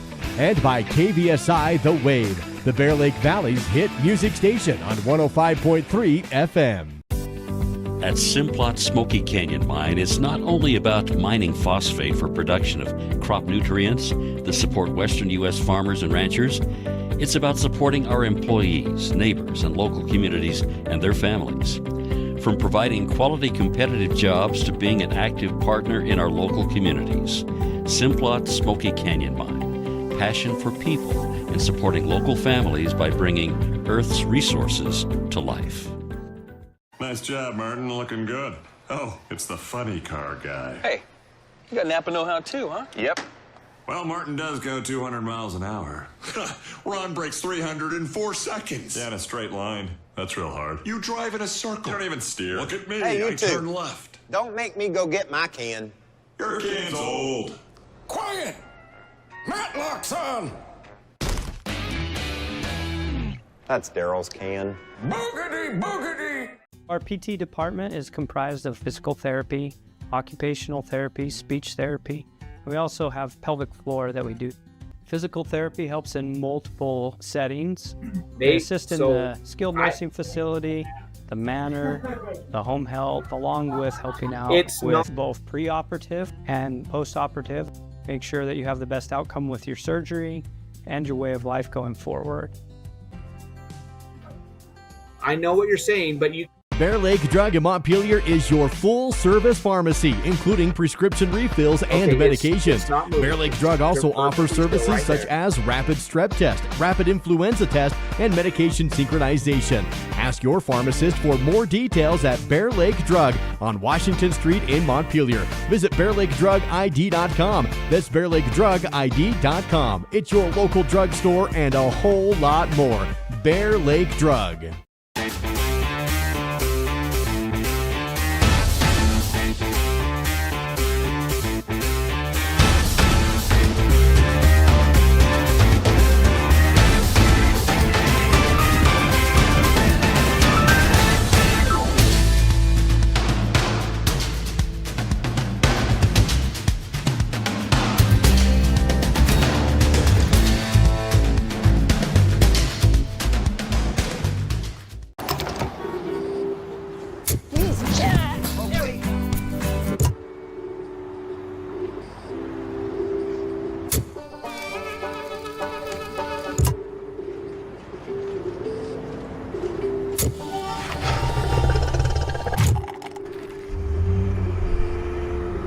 Go here, go there, go anywhere with Phillips 66. Live to the full with You Save Phillips 66, where your convenience is our pleasure.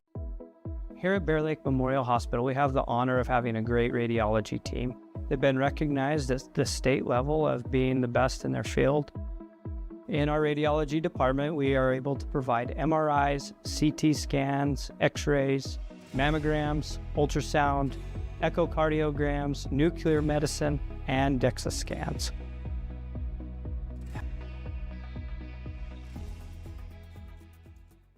I'm Ben Olson. I'm an orthopedic surgeon and just joined Bear Lake Memorial.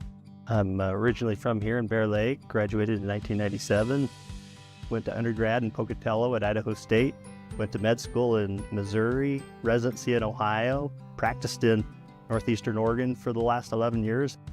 I'm excited to come back home. You kind of grow up doing a lot of outdoor stuff like hiking and hunting and fishing, and that's kind of what we would do as a family. Now, you know, as your kids get older, your life is focused around them, so then you chase them around with all their sporting activities, and that's been a lot of fun. Probably the thing I love the most is taking somebody that can't find relief and offering them a surgical alternative and seeing the change that can happen. My goal for my patients is to earn your trust and take you through that journey and offer them See some that blue relief mark from bouncing? what they're Now I'm going to turn my suffering head. from. I'm going to say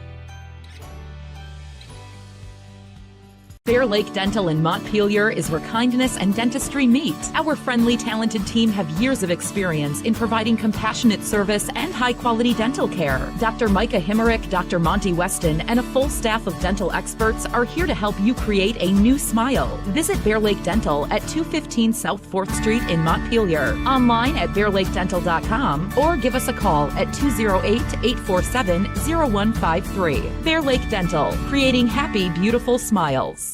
Hi, I'm Dr. Reynolds. I work here at Bear Lake Memorial Hospital. I'm a family physician trained in rural family medicine, and then I also do sports medicine. I grew up in Provo, Utah, played football at BYU, medical school at the University of Utah, then did my residency at the family medicine residency of Idaho, and then after residency came here. I love the beauty, the place geographically here. I love the people, and I love that there's a certain type of get-it-done person that lives here and thrives here. Really any sports me and my family love. Jet skiing, being on the lake, ATVs, power sports, that kind of stuff. I think what I want you to know more than anything else is that I'm here for you, that I take that duty to you very seriously, and I want to provide you with the information or the guidelines that you need to make a good decision, and that I have your best interest at heart.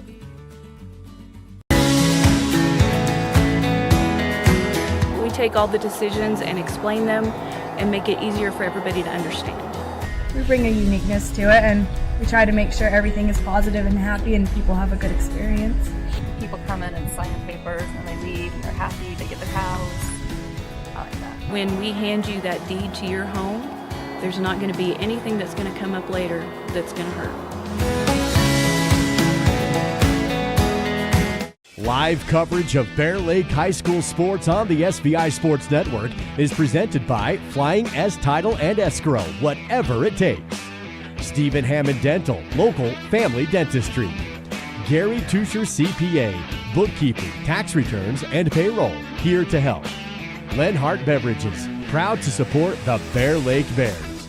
And by KVSI The Wave, the Bear Lake Valley's hit music station on 105.3 FM. At Simplot Smoky Canyon Mine, it's not only about mining phosphate for production of crop nutrients that support western U.S. farmers and ranchers. It's about supporting our employees, neighbors, and local communities and their families. From providing quality competitive jobs to being an active partner in our local communities. Simplot Smoky Canyon Mine. Passion for people and supporting local families by bringing Earth's resources to life. Nice job, Martin. Looking good. Oh, it's the funny car guy. Hey, you got Napa know-how too, huh? Yep. Well, Martin does go 200 miles an hour. Ron breaks 300 in 4 seconds. Yeah, in a straight line. That's real hard. You drive in a circle. You don't even steer. Look at me. Hey, you I two. turn left. Don't make me go get my can. Your can's old. Quiet! Matlock's on! That's Daryl's can. Boogity, boogity! Our PT department is comprised of physical therapy, occupational therapy, speech therapy. We also have pelvic floor that we do. Physical therapy helps in multiple settings. They assist in the skilled nursing facility, the manor, the home health, along with helping out with both preoperative and postoperative. Make sure that you have the best outcome with your surgery and your way of life going forward. We're back. Once again, here's Jared and Lisa with live coverage of Bear Lake Bears football. For the SVI Sports Network. halftime, trying to see if we can figure out what setting on this computer is causing the issues, and hopefully the sound is better. Bears trail 24-14.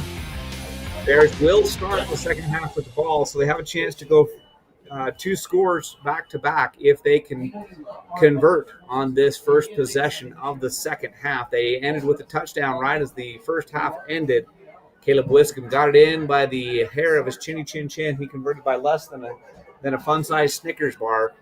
And the officials talked about it for a good 15-20 seconds at least before they put up the arms and said touchdown.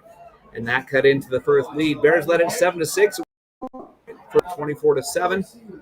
Bears have a chance now to cut further into that lead if they can convert here as the second half about to get underway. Here's the kick. It's short. It's going to be taken at the 35-yard line and out to near the 45. Decent return for the Bears. And it's getting dark here in the booth. I don't know if there's a light switch or that'll help us. Number 67. That's Josh Gutierrez on the return for the Bear Lake Bears. So they start with decent field position at the 45-yard line.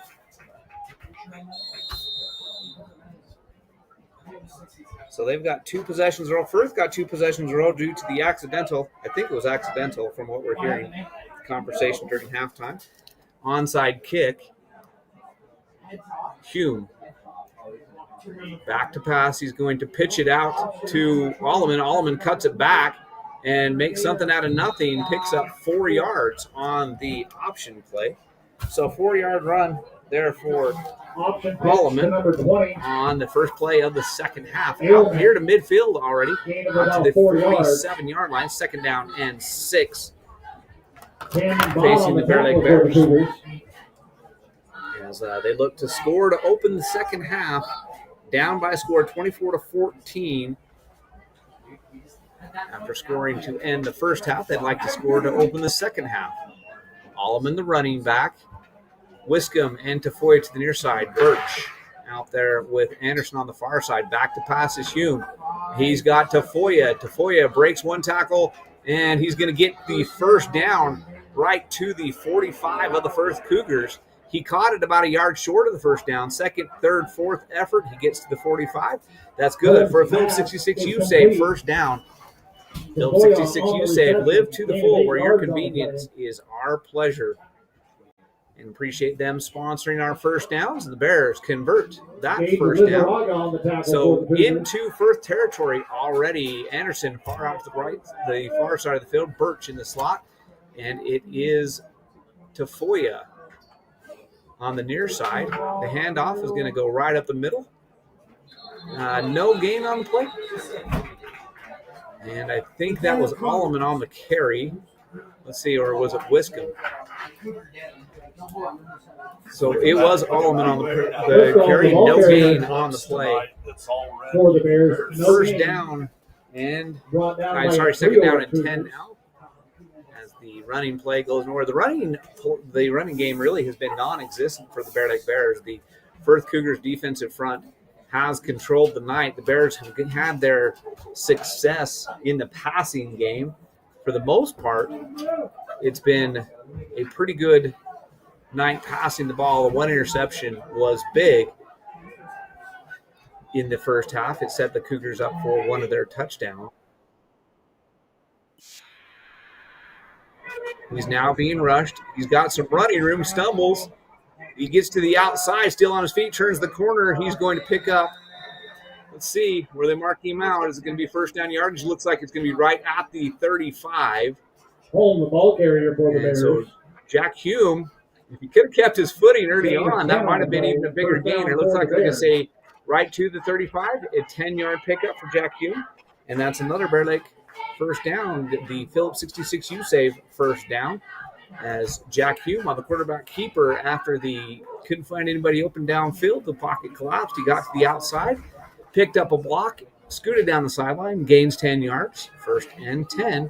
Bears at the 35. So looks like three wide receivers to the near side. Tafoya, Birch, Anderson, and Wiscombe. And it's a handoff to Allman, and he goes nowhere. He's going to lose 2 yards. The running game is not there tonight. Bears are no gain or minus yardage on every run. And that's a loss of 2, brings up second down and 13. So we call a loss of 3. I guess you got to keep trying to run the ball to keep them honest, so they can't just pin their ears back and go off the quarterback every time. But the running game, the only really successful runs so far on the night, the touchdown run to end the first quarter, but the Bears went heavy. They put 2 linemen in the backfield to lead Wiscombe into the end zone. Every other run play has gone for naught pretty much on the night. The passing game has been where it is. Allman, the running back, goes out into the passing formation. Hume runs again. He hurdles a tackler, but it's a flag. You can't do that in high school. So he does gain 5 yards, but you can't hurdle tacklers in high school. So I believe that's a penalty on Jack Hume. We'll see for sure, but I'm pretty sure that's what the call is. They're discussing it over there. He picked up, they're going to mark him. So where the flag is a 2-yard gain. They did not spot him where he actually went down, which was about a 5-yard gain. They are discussing it. The officials have on their little huddle. I haven't seen that called much, so I don't know. Actually, no, they are marking it for the 5-yard gain because it was second down and long, not second down and 1 10. It was second down and 13. So Coach Crane is out there arguing his case, saying, no, that's not how it worked. And Coach Reynolds is out there with him. The official still hasn't given us the indication what the penalty is. Targeting? Is it a targeting penalty? That's what he put. He put his hand to the helmet, which is targeting. Hurdling is the penalty on the Bears. So it's a 10-yard penalty. but the hand to the helmet was the targeting signal. So apparently, I know it's illegal to hurdle, and that's what they called. And I don't know if it's a loss of down or not. 2nd and 4. Well, hold on. So That guy over there doesn't know how to mark. they haven't moved the down marker Replay yet. 2nd down. Looks like it is a replay the down, so it's not a loss of down, just a loss of the yardage. 10 yards from the spot of the foul. It'll be 2nd down and 17. Hume had picked up 5. It would have been 3rd and 8 instead of 2nd 17. So we'll see what the result of this play is to see how much difference it makes where they didn't lose the down. But you can't hurdle in high school. You can't jump over the tacklers because it's potentially dangerous. You can see the smoke out there on the camera now. It's getting smoky up here. So the haze you can see, that is smoke. So we got Birch, Wiscombe, and Anderson to the near side. I think it's Tafoya to the far side. The running back is Alleman. Back to pass. They're trying to set up a screen to Alleman. They get it to him. He is going to get some downfield blocks. Big run. He's down inside the 15, down to the 10-yard line. Great screen play by the Bear Lake Bears. Alleman had blockers out in front of him, got into space. Great pickup from the clear out at the just outside the 40, down to the 10. Pickup of around 30 yards. Sets up 1st and goal at the 10. Bears in business. They had 2nd and long. That penalty turns out not to hurt the Bears at all, as they picked up the 1st down and more. Now have 1st and goal at the 10. This is how they ended the first half as 1st and goal. 7:27 left on the clock here in the 3rd quarter. Hume. Quick pass out to Birch, and Birch can't get a block. He's going to be tackled for no gain right at the 10-yard line. It was the wide receiver screen, but the downfield block didn't happen, so Birch is met as he catches the ball. In fact, he might have lost half a yard. So pretty much 2nd and goal from the 10, maybe 10.5-yard line. Hume did a great job to get that wide receiver, that screen pass away to Alleman. He was under a lot of pressure. It was set up well by the Bears. Hume just got it over the head of the defenders. That 30-yard gain that set up this now 2nd and goal from the 10. Hume rolling to his right, looking. He's got Birch in the end zone. Touchdown. Easy catch and throw. Beautiful play. Brock Birch in the corner of the end zone on the crossing pattern. The Bears did what they needed to do to end the first half. They got the score by a Snickers bar. This pass, they get it easily into the end zone. That's 24-20. And Wiscombe, I'm assuming, will attempt the extra point to cut the lead to 3. So 4 touchdowns for the Firth Cougars, 3 touchdowns for the Bear Lake Bears, but it's not. The lead is less than it would be because of the 2-point conversion. So the Bears are going for 2. And they give it to Wiscombe, and he is in. 2-point conversion is good, 24-22. The Bears cut the Firth Cougar lead down to 2. It was 24-7. The 17-point lead down to a 2-point lead. As we take a 60-second break, we'll be back with Kickoff right after this on the SBI Sports. Conversion is successful. Bear Lake Drug in Montpelier is your full-service pharmacy, including prescription refills and medications. Bear Lake Drug also offers services such as rapid strep test, rapid influenza test, and medication synchronization. Ask your pharmacist for more details at Bear Lake Drug on Washington Street in Montpelier. Visit BearLakeDrugID.com. That's BearLakeDrugID.com. It's your local drugstore and a whole lot more. Bear Lake Drug.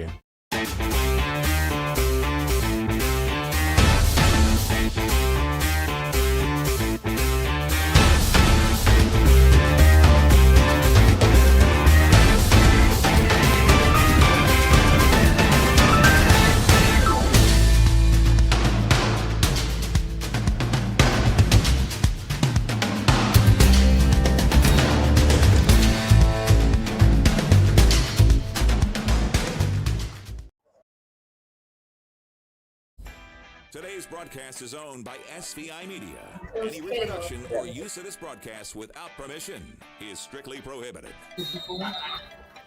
Cutler Keach set the kick off for the Bears. Caleb Wiscombe usually does the kicking duties. He ran that 2-point conversion in on the last play. but Cutler Keach will do the kicking duties for the Bears.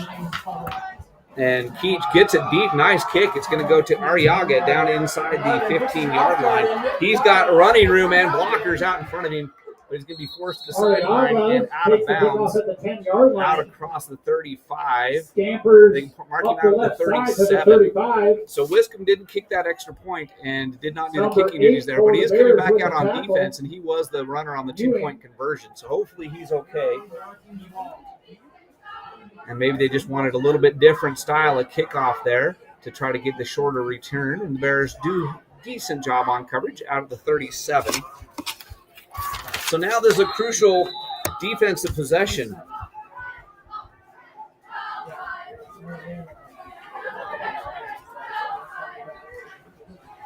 For the Bear Lake Bears, they have got to get a stop here. They haven't stopped the Firth Cougars in the last couple of possessions. And now they fought their way back into it. They need to get the Cougars off the field. When things are going your way, they're going your way. Touchdown Cougars. 63 yards. They fumbled the snap, and it bounced right back up into his hands because the Bear Lake defense and Flaps trying to pick up the fumble. Vasquez goes 67 yards for a touchdown. 63 yards for a touchdown. When things are going your way, they're going your way. That's the second touchdown they've had on a fumble. They picked up a bad snap and threw a touchdown pass. That time, he fumbles the snap. The ball bounced off the turf right back into his hands. He pitched it to Vasquez. Because the Bear Lake Bears defense saw the ball hit the ground, they all kind of went for the ball. So, but when Vasquez got it, there was nothing but green grass between him and the end zone. There was no way anybody was running him down. When you're the fastest guy out there, you're not getting run down. 30-22, 2-point conversion pending. This is big, a 2-point conversion here. It's going to be a touchdown because it was a fumbled snap. Oh, incomplete. Man, pass interference. There's a penalty flag on the play. They're going to call pass interference. So they'll replay the down, this time with only a yard and a half to go, so I'm sure they'll run it up the middle. The reason I knew it was going to work is because it was a bad snap. The ball was on the ground. If it would have been a good snap, then nothing would have gone wrong. There would have been no pass interference, and the Bears would have got off the field. But because of the bad snap, they're going to wave off the flag. No flag on the play. So the 2-point conversion fails. It's an 8-point lead. We'll take a 30-second break. We'll be back after this on the SBI Sports Network. 30.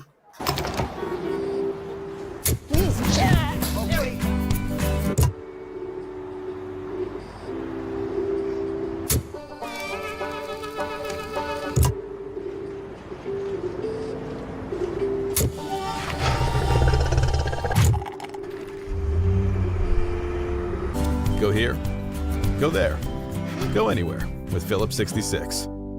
Live to the full with You Save Phillips 66, where your convenience is our pleasure. Purchase DVD copies of this broadcast by visiting svistore.com. This is the SVI Sports Network.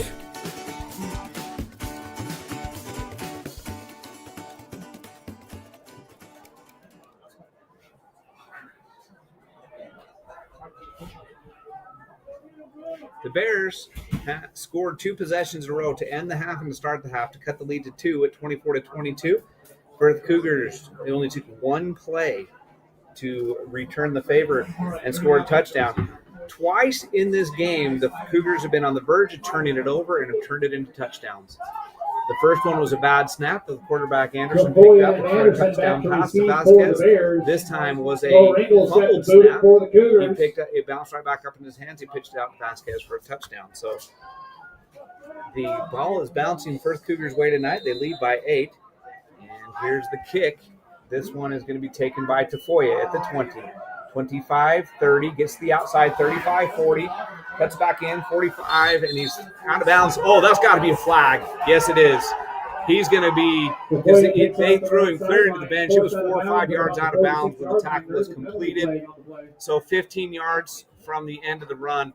So Bears will take over well inside Firth territory. It was at the 47. This one should be about the 38-yard line when they get done marking it off. That was an easy one to call there, as a frustration on the side of the Firth Cougars. And Bear Lake will start at the first 37-yard line. The call against the Cougars, that's a 15-yard penalty. It's going to push the ball up to the 37-yard line. With a good return and then compounded up the end with the personal foul penalty. Bears in position to potentially put up a tying touchdown. If they could get the touchdown and 2-point conversion, we'd be tied after all this. The Bears would be a touchdown behind as far as how many they scored, but because of the Bears have converted on their kicks and 2-point conversions, they would still have the lead. Here's the screen pass to Wiscombe. He's got some room, turns it upfield, makes a man miss. Down inside the 30, he hit down inside the 20. See where they mark him out of bounds. He was scooting down the sideline for a second there. He thought he might go, but they had the ankle on him. They knocked him out of bounds at the 17, 20-yard gain. Screen pass. The Cougars are so aggressive, they mark him at the 18. So first and down Bears at the 20, sorry, I'm way off, 23-yard line.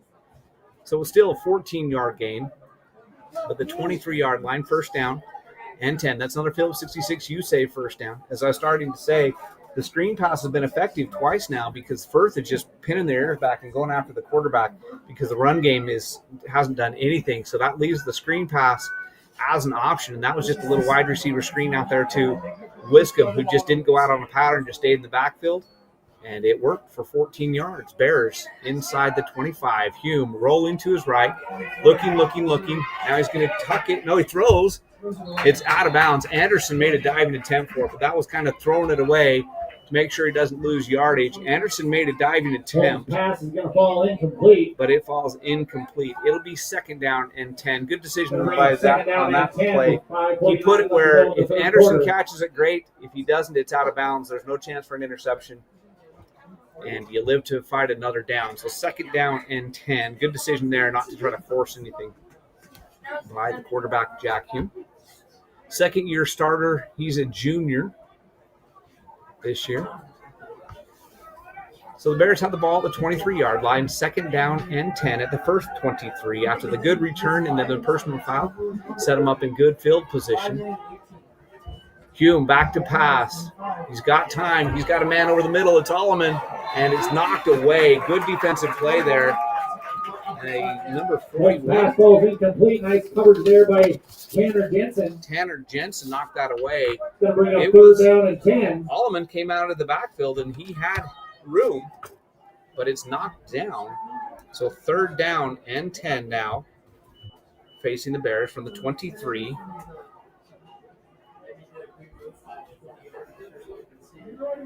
So third down and 23, third down and 10 from the 23, facing the Bears.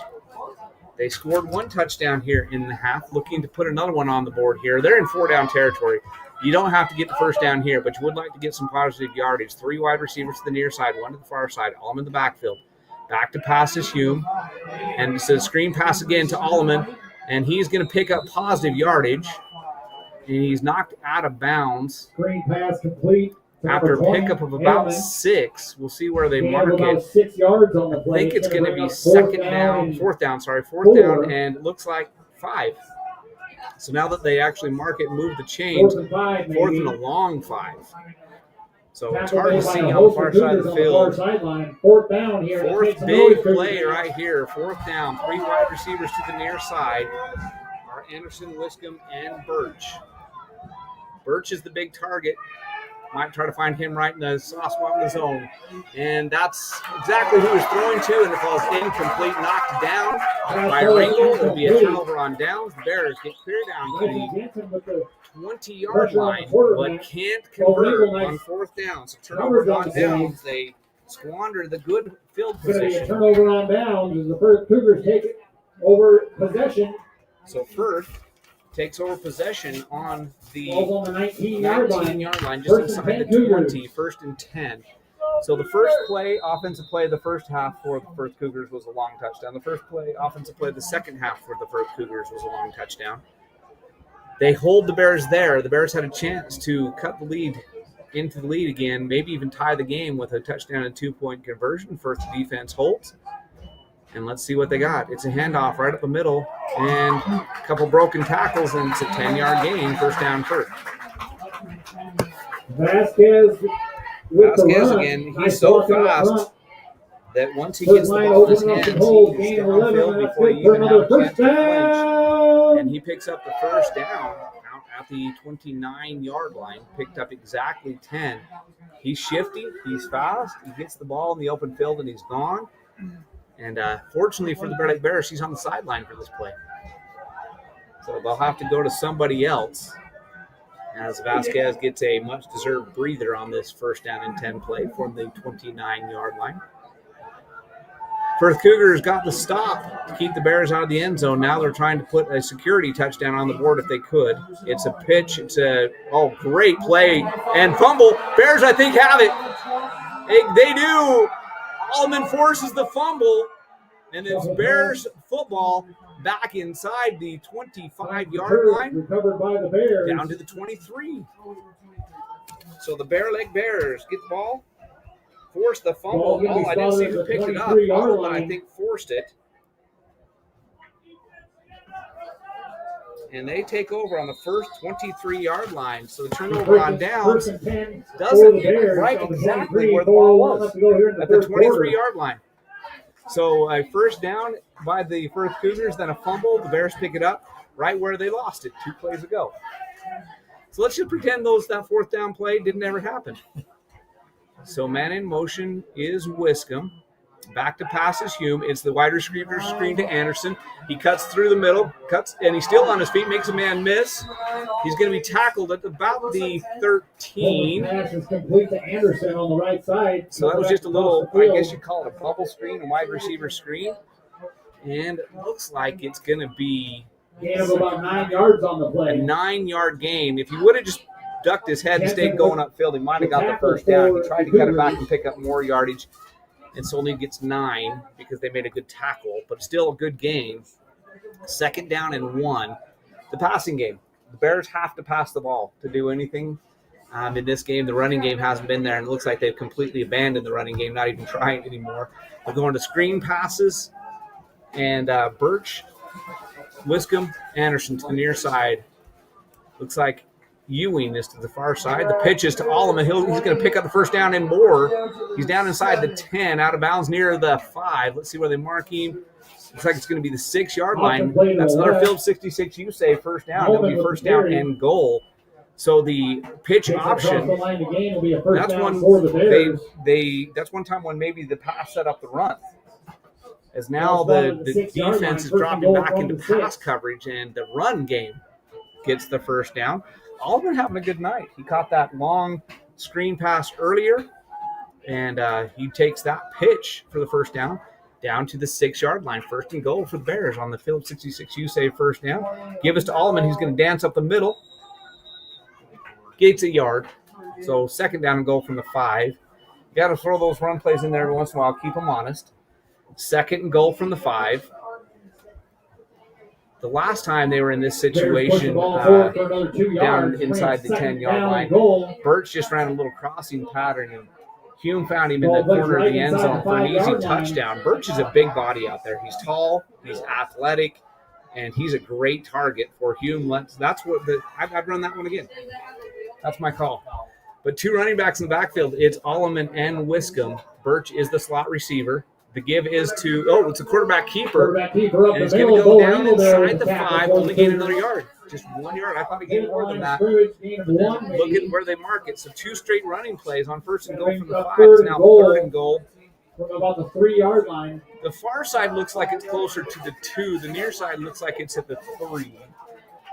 I'm looking at the down marker on the far side, and it looks like it's closer to the end zone than the near side guy. But anyway, third and goal, Bears about the 3-yard line. They punched in a couple of 2-point conversions. See if they go with that jumbo package again, or if they stay in their spread formation. Long time getting the play in. They're going to have to hustle on this one. There are a minute 50 left here. Third quarter. 1:50 left in the third quarter. Timeout on the field taken by the Bear Lake Bears. We'll take it with them. With 1:43 left in the third quarter, we'll be back in 60 seconds on the FBI Sports Network. Here at Bear Lake Memorial Hospital, we have the honor of having a great radiology team. They've been recognized at the state level of being the best in their field. In our radiology department, we are able to provide MRIs, CT scans, X-rays, mammograms, ultrasound, echocardiograms, nuclear medicine, and DEXA scans.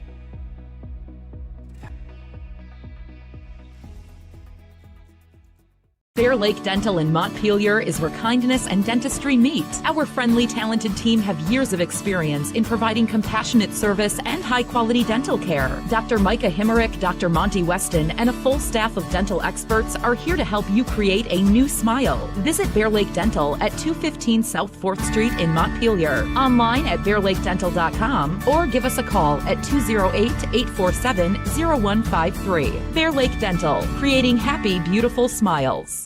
High school sports coverage lives here on the SVI Sports Network. It's third down and goal for the Bears at the 3-yard line. Spread formation. Allman is the running back. Anderson in motion. Hume rolling out. And he throws it. Touchdown, Anderson! Great throw, great catch. Pass is complete. And all of a sudden, it's a 2-point game. Caden Anderson with 137 left here in the third quarter. And it's now a 2-point game, 2-point conversion. Could tie it up.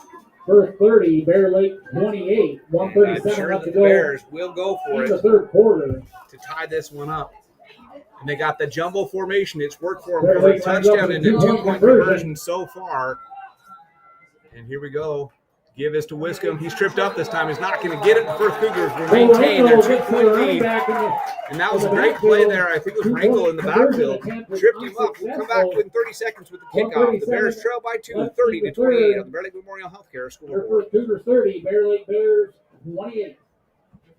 Bear Lake Drug in Montpelier is your full-service pharmacy, including prescription refills and medications. Bear Lake Drug also offers services such as rapid strep test, rapid influenza test, and medication synchronization.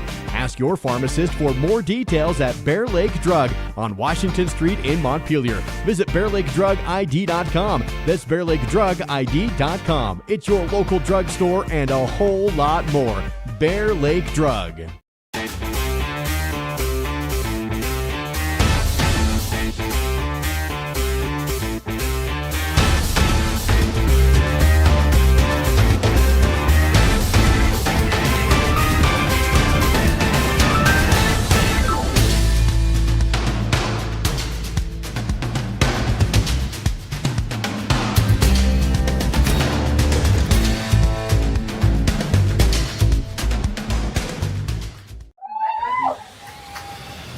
This Bears is live scored coverage 4 of local high touchdowns. The school Firth Cougars sports on 5 touchdowns. SVI Bears have Media converted and on SVI most Sports of their Network. extra point attempts, and so they only trail by 2.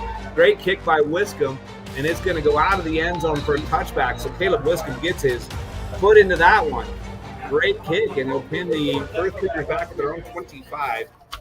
So the Bears went down 24-7 at one point. They've outscored the Cougars 21-6 since then.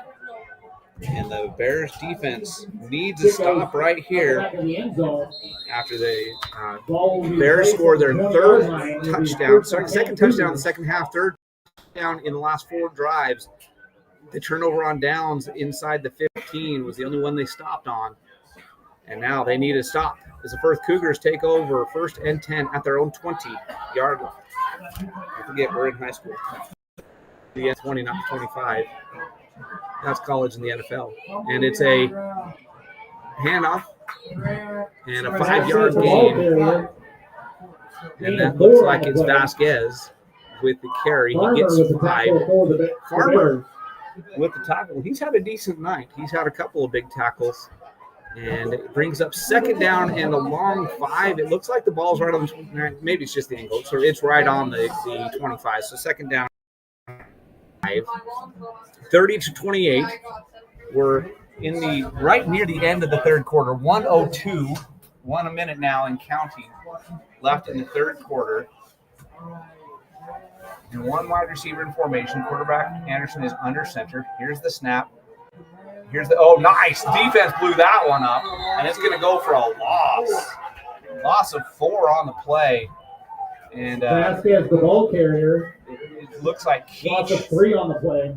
Is in there on that tackle. And let's see, number 67. Haven't called his name tonight. In the back That's Gutierrez in there with Keach almost immediately and blew up that play, loss of 3. So brings it up 3rd down and 8. That's the kind of plays the Bears need. 3rd and 8. Keim running down here in the 3rd quarter. And they'll just have time for, looks like, one more play. Spread formation now. 4 wide receivers. Lone setback now is in motion. So Anderson back there all alone. He's back to pass, and it's going to be caught. But short of the first down, Caleb Wiscombe made the great tackle. And that's going to 3rd quarter. It will be 4th down and 1 when we start the 4th quarter in 60 seconds on the SVI Sports Network. 5 yards on the play. I'm Ben Olson. I'm an orthopedic surgeon and just joined Bear Lake Memorial. I'm originally from here in Bear Lake, graduated in 1997, went to undergrad in Pocatello at Idaho State, went to med school in Missouri, residency in Ohio, practiced in Northeastern Oregon for the last 11 years. I'm excited to come back home. You kind of grow up doing a lot of outdoor stuff like hiking and hunting and fishing, and that's kind of what we would do as a family. Now, you know, as your kids get older, your life is focused around them, so then you chase them around with all their sporting activities, and that's been a lot of fun. Probably the thing I love the most is taking somebody that can't find relief and offering them a surgical alternative and seeing the change that can happen. My goal for my patients is to earn your trust and take you through that journey and offer them some relief from what they're suffering from. Today's broadcast is owned by SVI Media. Any reproduction or use of this broadcast without permission is strictly prohibited. 4th and 1, facing the Firth Cougars from their own 29-yard line. This is a decision time for the coach. This is when you get paid the big money. If you go for it here and you don't get it, you give the Bears a great opportunity to take the lead. If you punt it away, let's see. It looks like they are going to go for it. So Anderson will be under center. He's got Vasquez and Rangel in the backfield behind him. Here's the snap. And it's a quarterback keeper. He's going to get it and much, much more. Great fake. And there's a hold. It's going to come back. So it doesn't really matter where he got to. It'll be a repeat of 4th down. But this time, instead of 4th down and 1, it's 10 yards from the spot of the foul. The foul is occurred at about the 35-yard line. He went clear into Bear Lake territory, but it's coming back. It'll be 4th down and 5 at the 25. And that's a play that if you're Firth, you're frustrated because he didn't need that hold to get the first down. So now if they decide to punt it away, that changes the game dramatically. They would have had 1st down and 10 at the Bear Lake 35. Instead, they're now facing 4th and 5. What do you do now? Do you still punt it? In fact, it's 4th and 6. They mark it just inside the 25. I don't know. Maybe I punt it now. You go for it on 4th and 1. They're calling punt now. And when you converted, it was a great play, and he already had the first down before the hold happened. So if the hold doesn't happen, but it did. The Bears will get the ball back as Bandy is back to punt. And it's a high snap. He brings it down, gets it away. Great kick, end over end. Bears are going to let it go, and it'll take a Firth bounce, nice bounce. See, I tell you, when things go on for Firth, they go right. He barely brings that snap down. If it goes over his head, it would have gone into the end zone, and Bear Lake Bears would have most likely scored easily there. Instead, he brings it down and gets a great punt away. It takes a Firth bounce and down inside the 35 to the 33. So the Bears force a punt, and they have a chance to take the lead. The missed two-point conversion and the missed field goal early in the game now are come back to play here for the Bear Lake Bears as they take over 1st and 10 at their own 32-yard line. In the 4th quarter, back to pass is Hume. He's going deep. He's got a man. Oh, just missed him. Tafoya about a yard over his head. He would have walked in the end zone. He had his man beat by a good 5 yards. Intended for Tafoya. Missed it by a yard. Missed the touchdown by a yard. The deep ball was there. It was well thrown, just a little bit too far. And Tafoya, there was nobody that was even going to come close to catching him. He had a good 5 yards, and he was down at the 30. when it went over his head, he would have walked into the end zone for the go-ahead touchdown. Instead, just goes for a long, loud incompletion and brings up 2nd down and 10. Handoff is going to go nowhere. Wiscombe bounces back to the other side to try to make something out of nothing. Ball's fumbled in. It's going to be Firth football. The running game has been disastrous.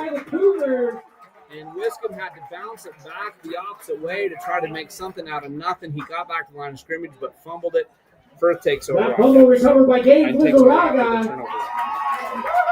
And they're in Bear Lake territory at the 35-yard line with 11:34 left to go in the contest. So a touchdown here would be big for the Cougars. Touchdown and 2-point conversion would be game-changing as there's only 11:34 left on the clock.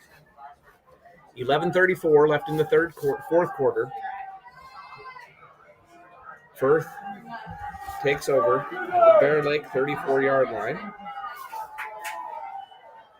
And here is the give. And Bears meet him in the backfield. It's going to be no gain. Vasquez, the ball carrier, Vasquez goes nowhere. Play. Good play by the defensive line. I think Keach, one of the first men in there for the Bear Lake Bears, from his linebacker position, no gain. So 2nd down and 10. Loss of 1 on the play. In fact, they mark him for a loss of 1. Good stop there.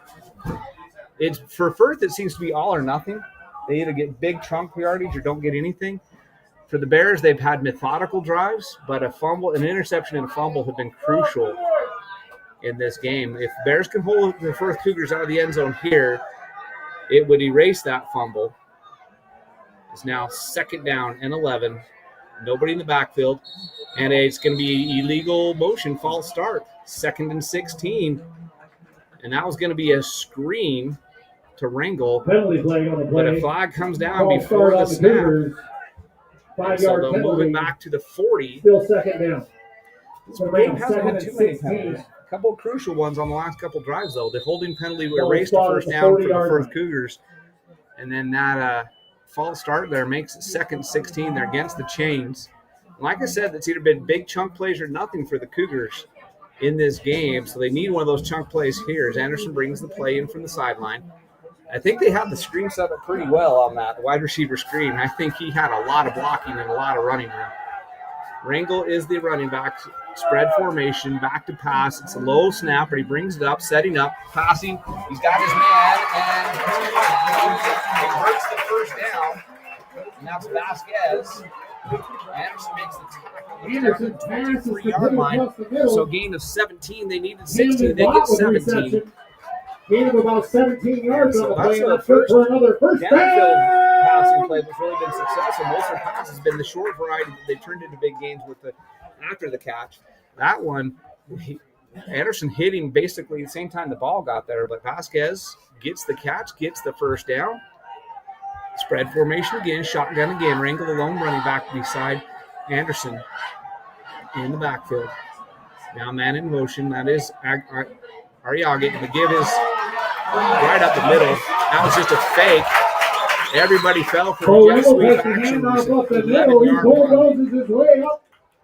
For a Firth Cougar 1st down. That's about 13 yards on the play, and that's good for another 1st down.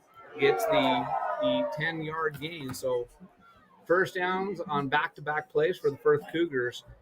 And now with the clock ticking in 4th quarter, 9:13 left in the quarter in the game. This time under center, Vasquez and Ringle, the running backs. Anderson and fumbles the snap, and Bears might have it. I think the Bears have it. Bears have it. Another fumble recovery for the Bear Lake Bears. And that one is recovered by Bo Crockett. Bo Crockett, big number 76, recovers the fumble. Just a missed snap. I don't know if Anderson pulled away too soon or if the ball just didn't get up to him. So the fumble and the Bears take over right at the 15-yard line. 56 left to go here in the 4th quarter. Fumble Ruski in the third quarter, second half, 3 fumbles, 2 by Firth, 1 for the Bears. So each team now has 2 turnovers, and the Bears have the ball back. at their own 15-yard line. And about 9 minutes left in the game. 8:56 as Wiscombe goes in motion. Back to pass is Anderson. He's rolling out now. Throws it long. He's got his man. Oh, Wiscombe can't come down with it. Would have been out to midfield. Pass is incomplete. And it falls incomplete. Wiscombe knows he should have had that one. I think he was turning to run before he brought it down. Jensen and Anderson on the coverage for the Cougars. It was high, but that was catchable. Wiscombe will tell you he should have caught that one. And he would have been, if he catches it cleanly, he'd have been to the midfield at least. If he's able to keep his feet, he'd have gone further than that, as that was a well-thrown ball, and he was behind coverage, but he could not bring it in, and it brings up 2nd down and 10. Anderson back to pass. Rolling, he throws it over the head of his running back, Alleman. Alleman had a little bit of running room, probably get some positive gain there. Allman was the intended receiver. Hume throws it to He's Allman. going to bring up 3rd down and 10. Oh, sorry. From the 15-yard line for Anderson the Bears. is the wide receiver for the Bears and the quarterback for the Cougars. And I just called Hume Anderson. So Hume's pass falls incomplete. 3rd down and 10 for the Bears. What could have, should have been, they've missed a couple of big plays by inches. One overthrown ball that would have been a touchdown on the last possession. And then that one right there, the first pass on this possession, Wiscombe, if he would have brought it down, the Bears would have been in midfield and in business. Instead, they're looking at 3rd and 10. A Phillips 66 U-save, 1st down, go a long way right here. Hume back to pass. He's got time. He's got his man Anderson, and it is caught on the sideline. What a catch. Caden Anderson in coverage at the 37-yard line. Pickup 22 yards. They marked right at the 35, so pick up of 20 yards exactly, I should say. That's another Phillips 66 U-save, 1st down.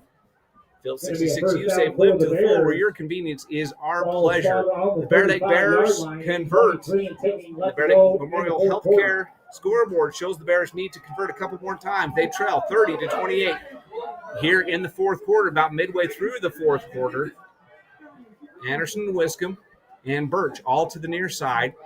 It's a screen pass to Birch. He's catches the 30, gets the corner, gets out across the 40, and he's tackled at about the 42-yard line, 41, 42. Let's see where they mark it exactly. He does pick up about 6 or 7 yards. Gain of 6 on the play. They mark it right at the 41, so we'll call it 6. Anderson, and great little screen, bubble screen, wide receiver screen, that time to the big body Birch instead of the speedster, but it still works. And Birch has been great in the passing game tonight. He's a great big target, and he runs well when he gets the ball.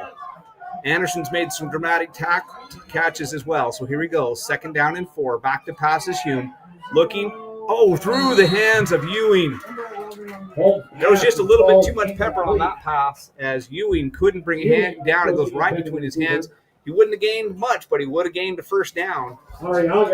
Instead, it's 3rd down and 4. I'm not sure if you're to 4-down territory or not yet. Clock is ticking. We got just under 8 minutes, 7:57. 7:57 left on the clock as the incomplete pass stops it. So the Bears have time to get the ball back if they can't convert here, but they'd love to get the 1st down here. 3rd down and 4. 2 running backs. It's Wiscombe and Alleman. Now Anderson comes in motion. Back to pass is Hume. He gets it away, and it is caught by Anderson after a tip drill. What a play by Anderson. The defender tipped it. He tipped it. He tipped it again. Then he brought it down right across the midfield stripe for another Phillips 66 U-save, 1st down. The Bears have the ball right at midfield. And there's a penalty flag on the play. Roughing the passer. That gets another 15 yards on the end. Wow. So that will move the ball clear down to the 35-yard line. The Bears convert the Phillips 66 U-save, 1st down and move the ball on the penalty clear down to the 35-yard line. An excellent pass and the excellent catch by Anderson converted the 1st down. The roughing the passer adds 15 yards onto the end of the run. Bears in Cougar territory at the 35-yard line. Hume has got Alleman as his wide receiver. The short field is the near side, and it's Tafoya and Wiscombe on the near side. Birch and Anderson, the far side receivers. Coach Vasquez is out there discussing things with the lead official. I think they wanted holding on that last play, and they didn't get the hold call and got the roughing the passer call. Oh, he wanted illegal motion on the play. So that's what he's asking for. Didn't get the illegal motion. The Bears convert the first down, and with the big penalty, get down to the 35-yard line. So from the 35-yard line, 1st and 10 Bears in Cougar territory with 7:40 left on the clock. Hume, delayed handoff to Alleman, and there's going to be a hold. This one's coming back. Oh! There could have been an extra personal foul at the end of that. After the tackle, they don't call that, but they do call the hold 10 yards from the previous spot, I'm sure, is what that's going to be. It was thrown right at a player that was laying on the ground underneath the Bear Lake offensive player. So 10-yard penalty makes it 1st down and 20. Ball will be at the 45. It's going to be a 10-yard penalty, still 1st down. So 1st down and 10. It's 1st down and 20 now for the Bears at the 45-yard line after the holding penalty. Play was a short game, but the penalty compounds that. Replay the down. Clock ticking now with 7:34 left. 7:34 left in the game.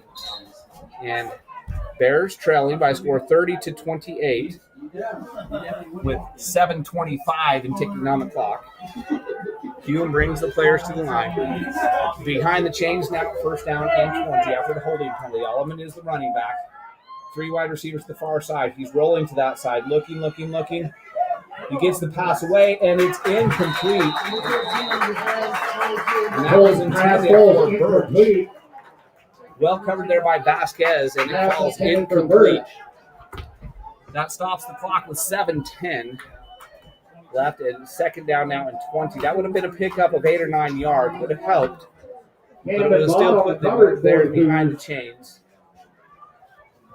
Now 2nd down and 10. Ball at the 45-yard line. The holding penalty moved it back. 45-yard line. Hume still at the sideline, taking his time. The Bears may have to take a timeout here. They still haven't sent him in, so I think that's what they're maybe waiting for, is going to call a timeout because they still haven't sent Hume in from the sideline, and they're going to get a delay a game penalty here if they don't call a timeout.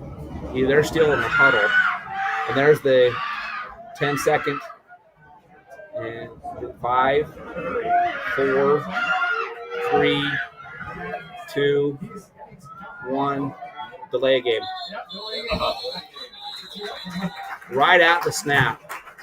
Penalty play on the play. The Bears took way too long to get that play out from the huddle. They almost got it off, but now 2nd down and 25. Ball's back at midfield. 2nd and 25. I don't know what was taking so long there. Hume stood there forever. He wasn't even back to the huddle. When the back judge started counting the delay of game warning, they give him like a 10-second count off, and he wasn't even out of the huddle when they started that. So Hume coming down with the 2nd down and 25 play. The Bears need a couple of big plays here to convert for a 1st down. They need a touchdown to get the lead, and we're down with just over 7 minutes, 7:08 left in this game. 7:08 on the clock in the 4th quarter. Bears trail at 30-28. Hume has Alleman off his left hip, 3 wide receivers to the far side. He's back to pass. He's got time. He's looking, gets the way. And miscommunication as that was way out in front of the receiver.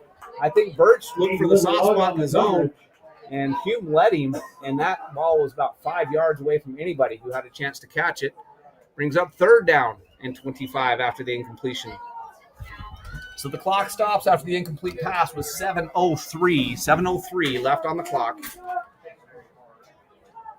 And the Bears will come to the line needing a lot. It's 3rd down and 25. They got to get clear down to the 25-yard line to complete. They're right at midfield. So they need a big chunk here to even think about going for it on 4th down. And It's a hook and ladder. Wiscombe is going to get big yardage, clear down inside the 30 to the 28-yard line. The pass was to Anderson. He hooked and laddered it back to Wiscombe. Wiscombe gets down to the 27 is where they're going to mark it. They needed 25. They got 23. So now it's still fourth down, but it's fourth down and very manageable, and it's in four-down territory because you're inside the 30. Punt doesn't do you any good. You've already missed a long field goal, so now you go for it on 4th and 3. But fourth and manageable now. So 2 running backs in the backfield. Wiscombe is behind you. And the give is to Wiscombe, and he is going to be short. Yep. He needed 3, he got 2. And still a turnover on down. At least with the long play. They put your first Cougars going to take over on down. Inside the 25, 36-yard line, inside the 30 instead of going towards midfield. But the turnover on downs. The running game has not been there all night for the Bear Lake Bears. He needed 3, he got 2. And turnover on downs after you get the 23-yard play, you can't quite convert. So now the Firth Cougars have the ball back. The clock is at 6:24 left in the game. And the Cougars have the ball with 6:24 left on the clock. And a touchdown this late in the game may end it. Bears need something to happen on defense here. And it's not going to happen on that play. They're going to gain. Oh, holding, maybe. Holding or face mask. And the way the Firth Cougars are reacting, it's on them. And it's clear back near the line of scrimmage. And the ball is coming back. They're not even bothering to mark it at the end of the run. So 10 yards from the spot of the foul. Hold. It was slightly downfield, so it'll be first down at about 18. So Firth took over on the about the 26-yard line. They're now back inside the 20. It should be first down at about 18 yards to go. Inside of the 20-yard line, it's going to bring up about first down and 18 yards to gain. So that was a big play for the Bears. Firth is going to need some chunk plays to get the first down here. There's 6 minutes left in this game. 6:03 left in the game. Anderson under center. Here's the snap. Give this to Vasquez. He's not going to get much. He's going to short gain. It looks like right outside the 30, maybe. I mean, is that the 20? Sorry, the 20. Farmer on the tackle for the Bears. It'll be second down at about 15. 4 yards. It's going to bring up second and 14. They're going to give him 4 yards, second and 14. And there's 5:33 in ticking on the clock. 5.5 minutes left in the game. And it's Bear Lake Bears trailing by a score of 30-28. Firth Cougars have the ball, second down and 14. They're taking their time in the huddle. Clock is on their side now, as there are 5:15 left on the clock now. Anderson under center. He's got Vasquez behind Ringel. And the pitch is to Vasquez. If he can get the outside, he's got some room. And Anderson's going to chase him down and throw him down. And the Firth crowd, I think he wants a close call or a face mask or something. And they're not going to get the call. The ball is marked at just inside the 30. So it's third down and about gain of about 6 yards on the play. 7. So third down and long. This is not 4-down territory, you'd think. You'd think it's a punt if they can't get close to the first down here.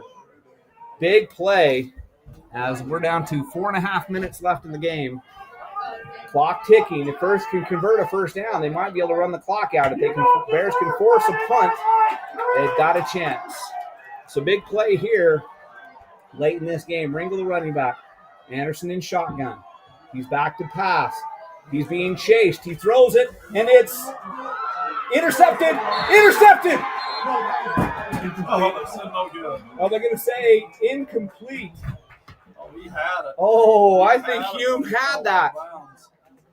He tiptoed on the sidelines. It's fourth down, and Vandy's out there to punt.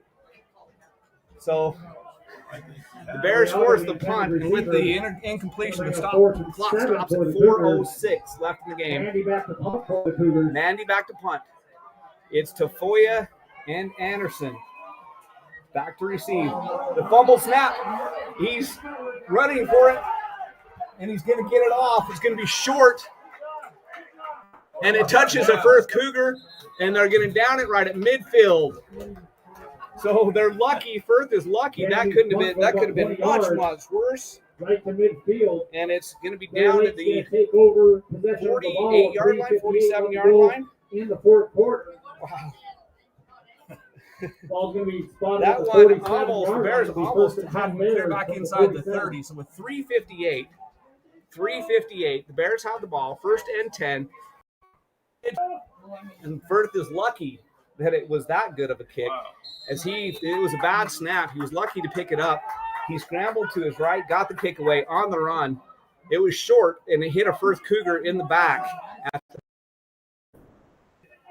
So that's where the Bears have it. They'll send Anderson, Birch, and Wiscombe to the far side. Tafoya, the near side receiver. Running back is Alleman. Hume. Back to pass. He's rolling to his right. Got Birch. Oh, and he dropped it. He dropped it. He had him at the 35-yard line. I think Birch went to turn upfield before he brought it in. He dropped it at 35. Birch, the intended receiver. Would have been a 18-yard gain and set up the Bears in great position. But it goes as an incompletion. There's a lot of woulda, coulda. So 3:52 left on the clock. 2nd down and 10. With the way that the Firth Cougars run clock on offense, this might be the Bears' last gasp. If they can't get a score here, they may not get a chance to get the ball back. 3 wide receivers the far side. Tafoya again on the near side. Hume back to pass. Fakes the short pass, goes long. He's got Anderson there at the 30, and he's brought down inside the 30 at the 28-yard line. He had one man to beat, and that man made the tackle. I think Arriaga would have run him down anyway, but he could have gained much more. That's a big catch for Anderson. They faked the little screen pass. It was a give and go kind of. A fake and go, and it goes for the 1st down. That's another Phillips 66 U-save 1st down. The Bears are in business now. Down inside the 30 with 3:33 and counting left on the clock. Hume has got Alleman. 2 wide receivers to either side. Alleman off his left hip. Back to throw. He's got Birch right over the middle. Birch down inside the 20.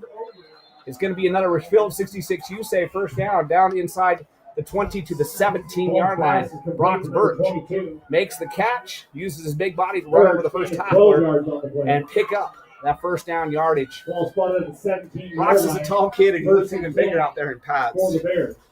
So with 3 minutes exactly to go in this game, the Bears have a 1st down and 10. A Phillips 66 U-save 1st down inside of the first 20-yard line, inside the blue zone. Hume back to pass. Fakes the option pitch. He's scrambling forward. He'll pick up about 6 yards. Great running there from Hume. It looked like he was going to go for no gain, maybe even short loss, and he's able to keep 6 yards on the play. Bouncing through tacklers down to the 11-yard line. Clock is at 2:26 and running. 2:26, but the Bears in the blue zone at the 11-yard line, 2nd down and 4. One more 1st down and then a touchdown. And the Bears may come away with a victory here from Firth.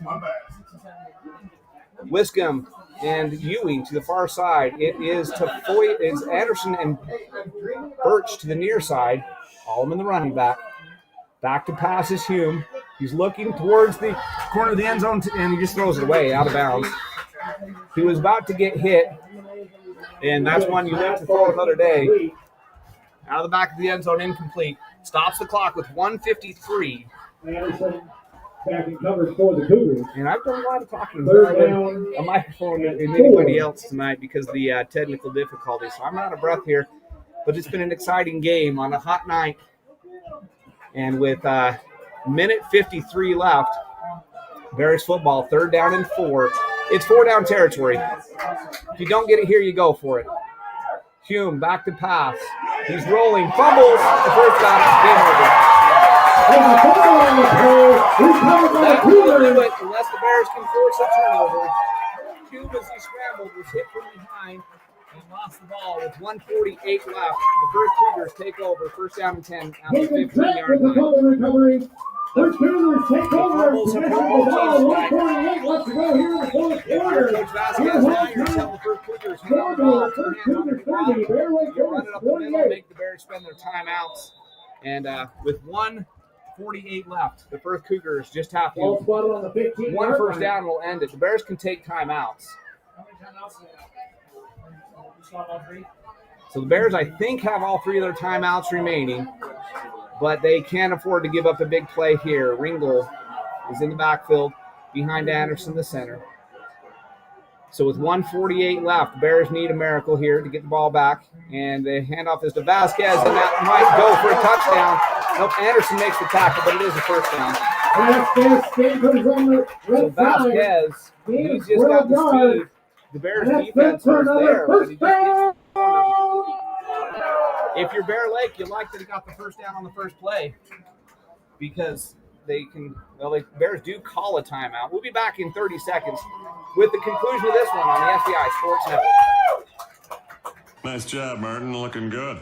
Oh, it's the funny car guy. Hey, you got Napa know-how too, huh? Yep. Well, Martin does go 200 miles an hour. Ron breaks 304 seconds. Yeah, in a straight line. That's real hard. You drive in a circle. You don't even steer. Look at me. Hey, you I two. turn left. Don't make me go get my can. Your can's old. Quiet! Matlock's on! That's Daryl's can. Boogity, boogity!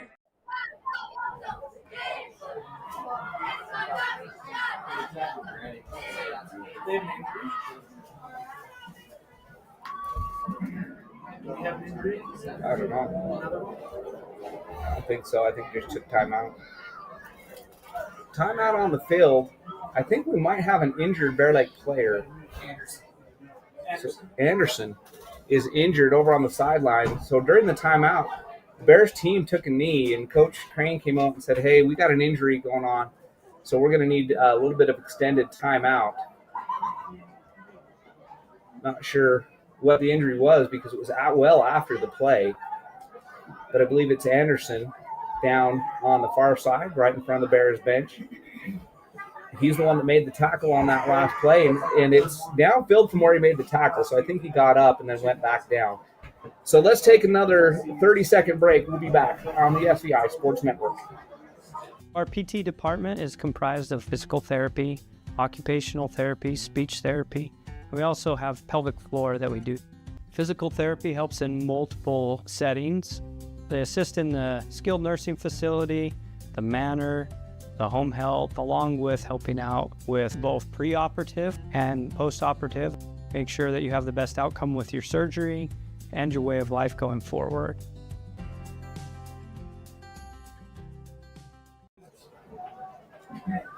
So Anderson is up and off the field. Bears are coming back onto the field after the timeout. First and 10 for the Firth Cougars with 1:26 left in the game. One more first down and we'll do it. The Bears took a timeout there. They've got 2 left. So they can. Firth just needs to keep their both hands on the ball and secure it. If they can pick up another first down, it would probably end the game. Anderson under center.